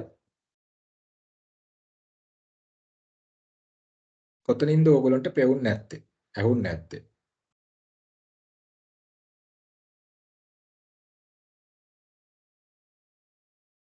කොතනින්ද ඕගොල්ලන්ට ඇහුනේ නැත්තේ?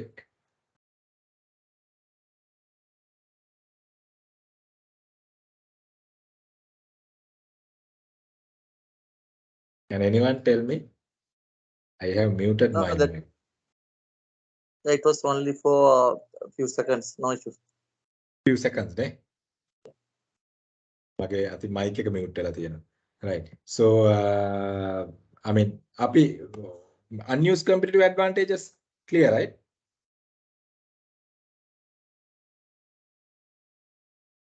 Unused competitive advantage is clear. So finally, the sustainable competitive advantage means what? You have a resource which is really valuable. You have a resource which is very rare. You have a resource which is difficult to imitate, inimitable resource, and you can easily organize within your capacities what you have within the organization, which means what? That type of resource, if you have in your brand, which means you have a sustainable competitive advantage.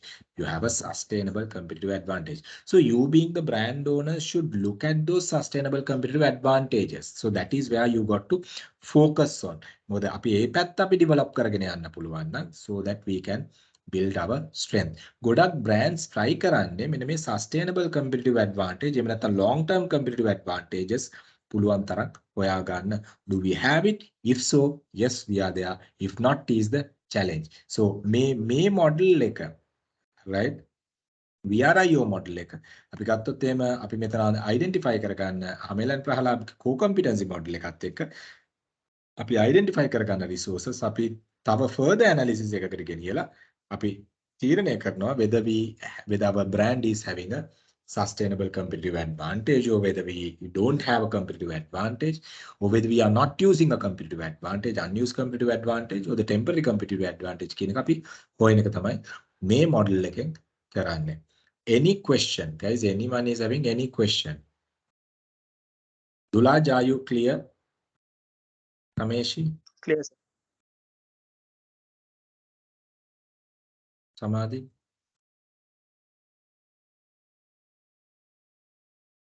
So ඔයගලන්ට මේ දැන් අපේ assignment එකට කතා කරන්න පුළුවන් දැන් මෙතන modules අපි කියනවා outline the factors and the dimensions to be discussed.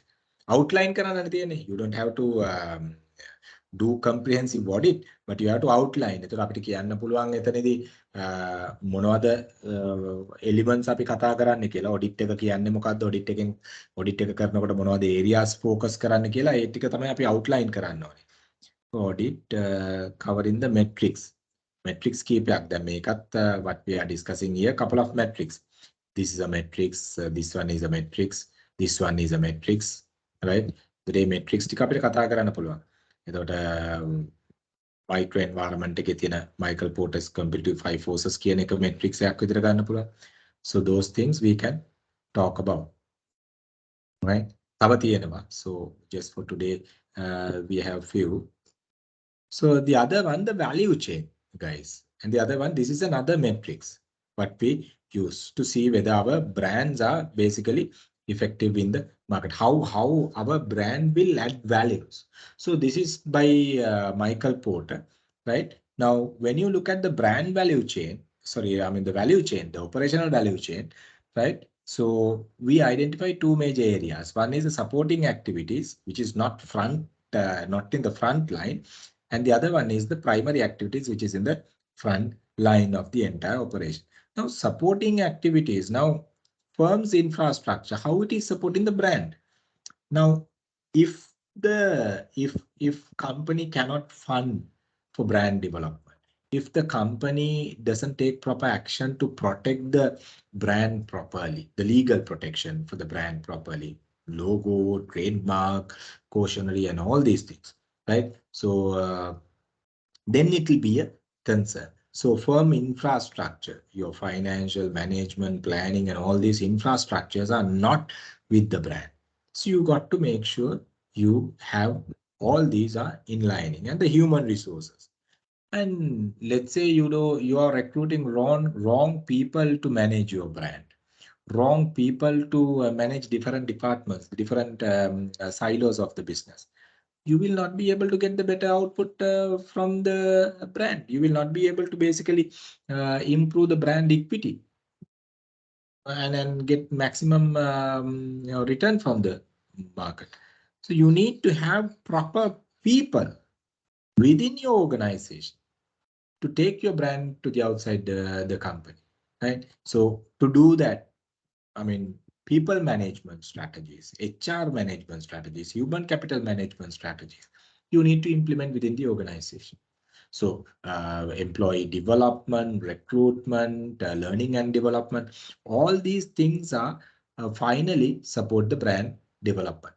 Let's say you have employees, those who are not knowledgeable to promote your brand, or else you have employees, those who are not having knowledge about the entire organization, but only the department they are working.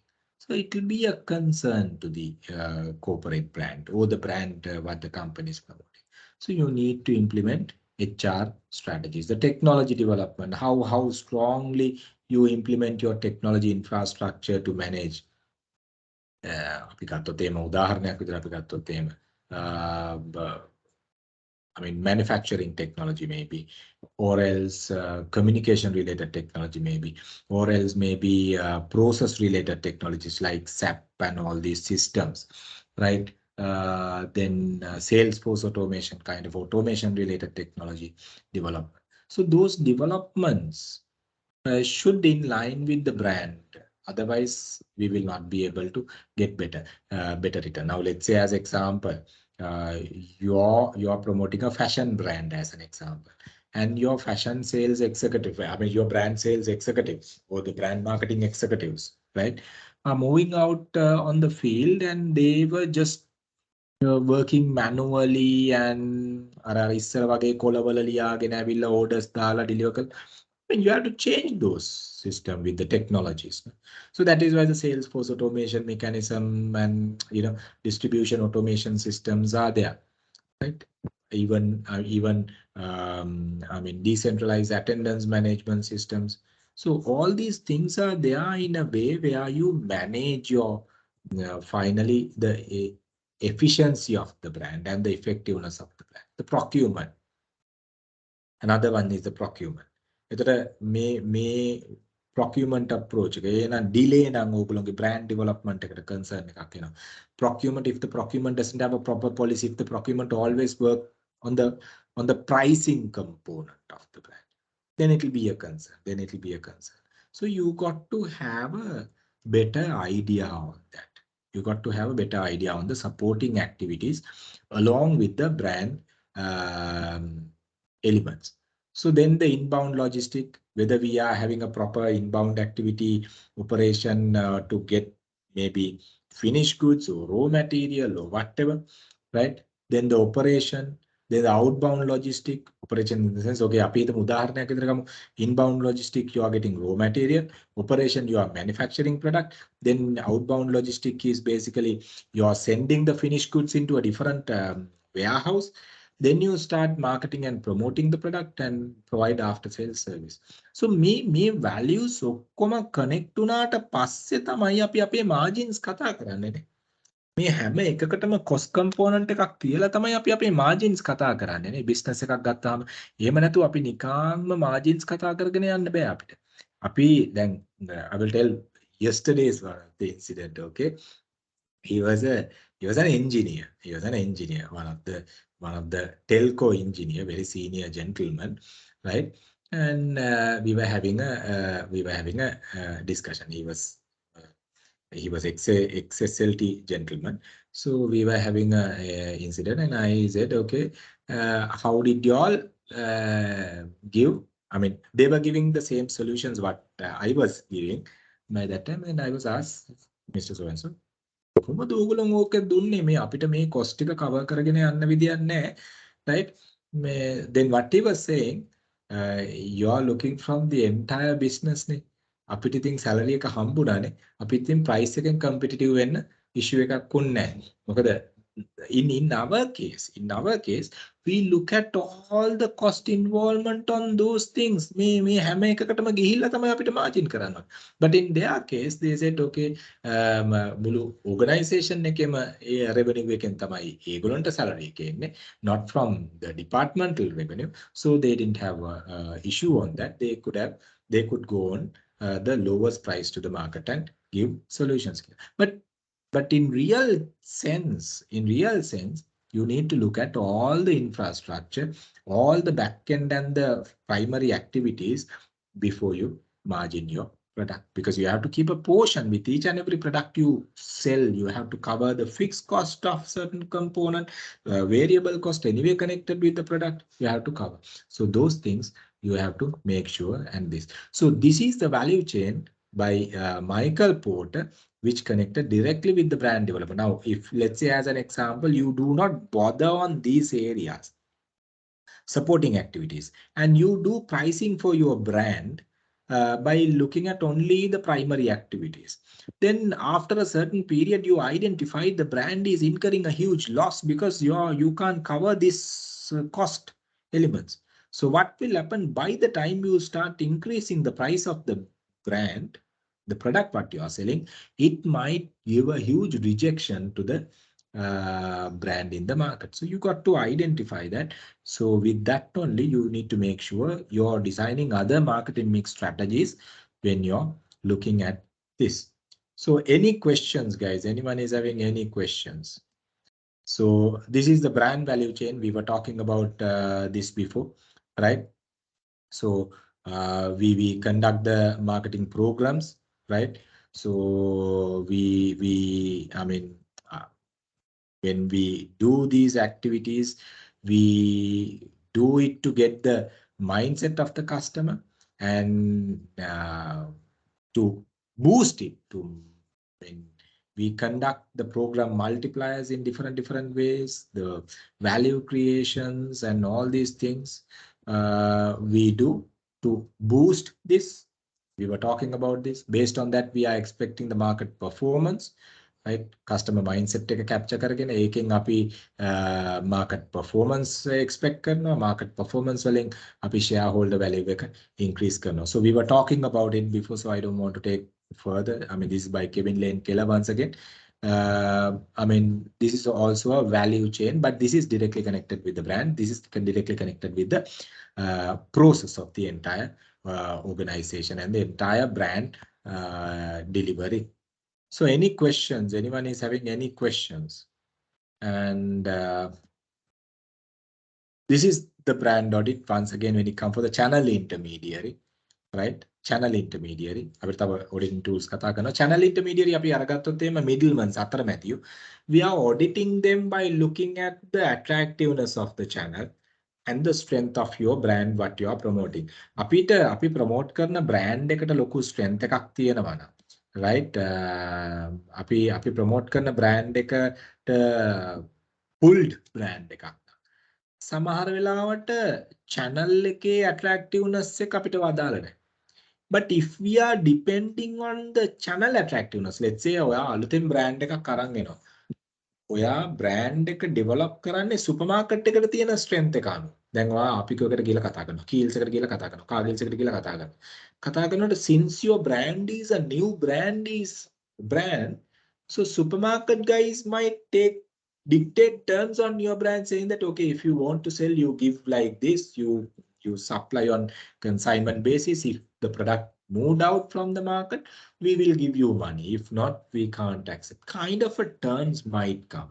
So you got to look at whether how strong your brand, how attractive the channel intermediary. එතකොට අපේ brand එක strong නෑ. නමුත් channel intermediary අපි බලාපොරොත්තු අපි යන්න try කරන channel intermediary strong. එතකොට මෙතන අපි ඉන්නේ. එහෙමනම් you will have to do massive thing to build your brand inside this. Sometimes you will initially have to bend on their terms and conditions because their attractiveness is high for your brand. එතකොට සමහරලාට ඒගොල්ලෝගේ තැනක අපිට display එකක් ගන්න එකත් සමහරලාට ලොකු value එකක් වෙන්න පුළුවන්. So you got to identify. So like that, brand එකේ strength එක channel එකේ attractiveness එකත් එක්ක අපි analyze කරලා බලනවා අපි ඉන්නේ කොතනද කියන එක. සමහර වෙලාවට අපි ඉන්නේ මෙතන B එකේ වෙන්න පුළුවන්, which means very good.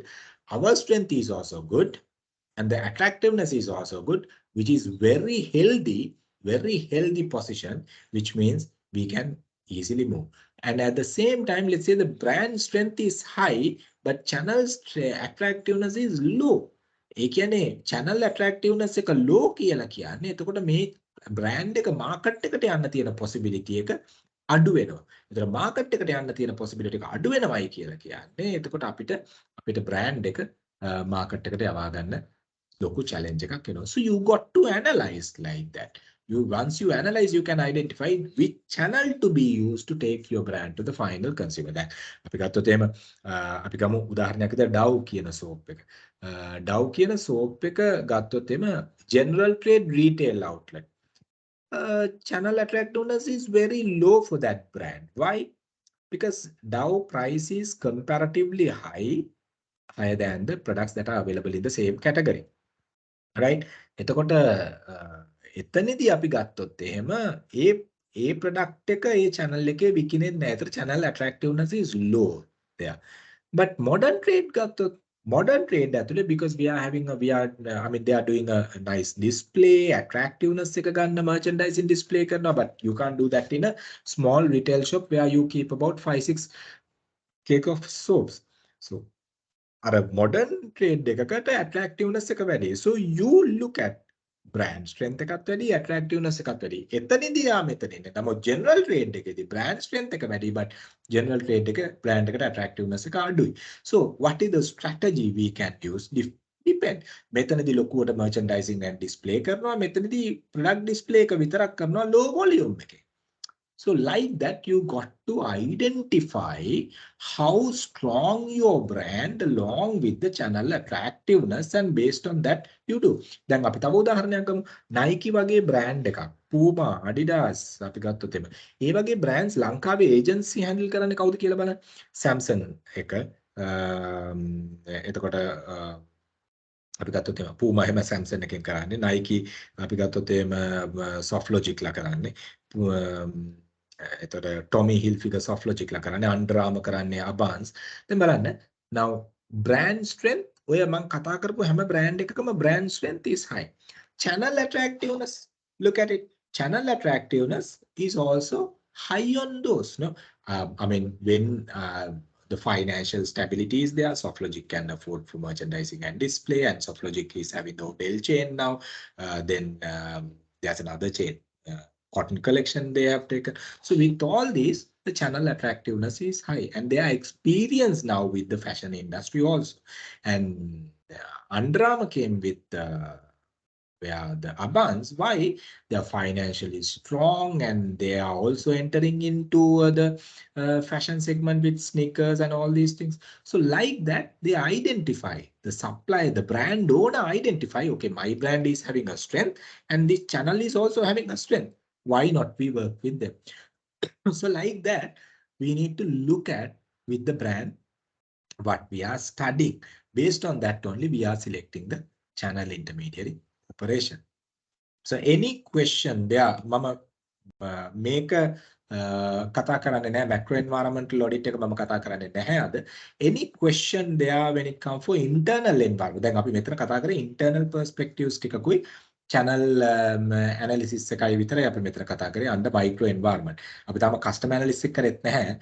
Custom analysis also will be doing separately, but till then, any question on the areas that we have discussed so far? Anyone is having any questions? Anyone?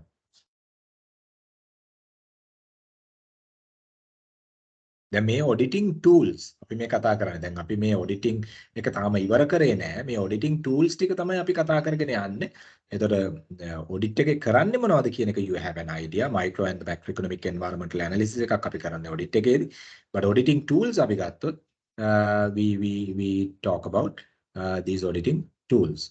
So any questions guys you have on the brand auditing part? Dulaj, Kameshi, any question? Chandana, Samadhi? So far all clear, sir. So far all clear, okay. Dulaj, what about you?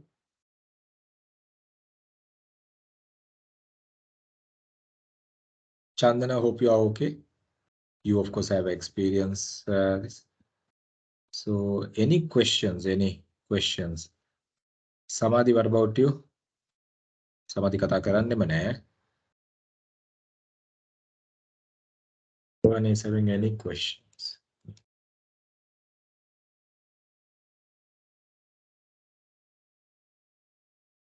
Okay, so guys, then with that I will stop for the day. So what we can do, we can meet up next week and finish the auditing part. Auditing part එක ඉවර කරොත් අපිට assignment එකේ නම් කරන්න තියෙන්නේ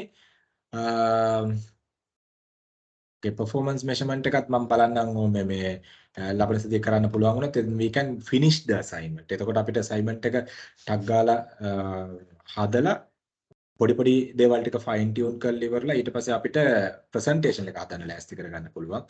මොකද you all have a viva to do. ඊට පස්සේ අපිට තියෙන්නේ මේ syllabus එකේ mock exams වලට ready වෙන්න. Because we are planning to have a mid-year convocation this time.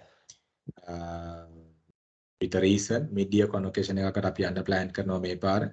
Because we are tying up with some other organization in the sense the education body. එතකොට අපිට ඕගොල්ලෝම directly ඕගොල්ලන්ට exemptions එක්ක ඒකට ඕගොල්ලන්ට opportunity එකක් දෙන්න පුළුවන්. So that is the reason actually we are trying to have a mid-year convocation. But we'll see that and make sure you submit the assignment first. Okay. So we'll meet up in next week then at the same time. So in between that, Kameshi, somebody, if you do the assignment, send me, then I will Yes, correct and give my feedback. Okay. Yes, sir, sure. Yes. Okay. Okay, guys. Then thank you very much. So we'll meet up Thank in you, next sir. week. No problem. No Yeah, problem. thank you. Sir. Have a nice day. You too. Thank you.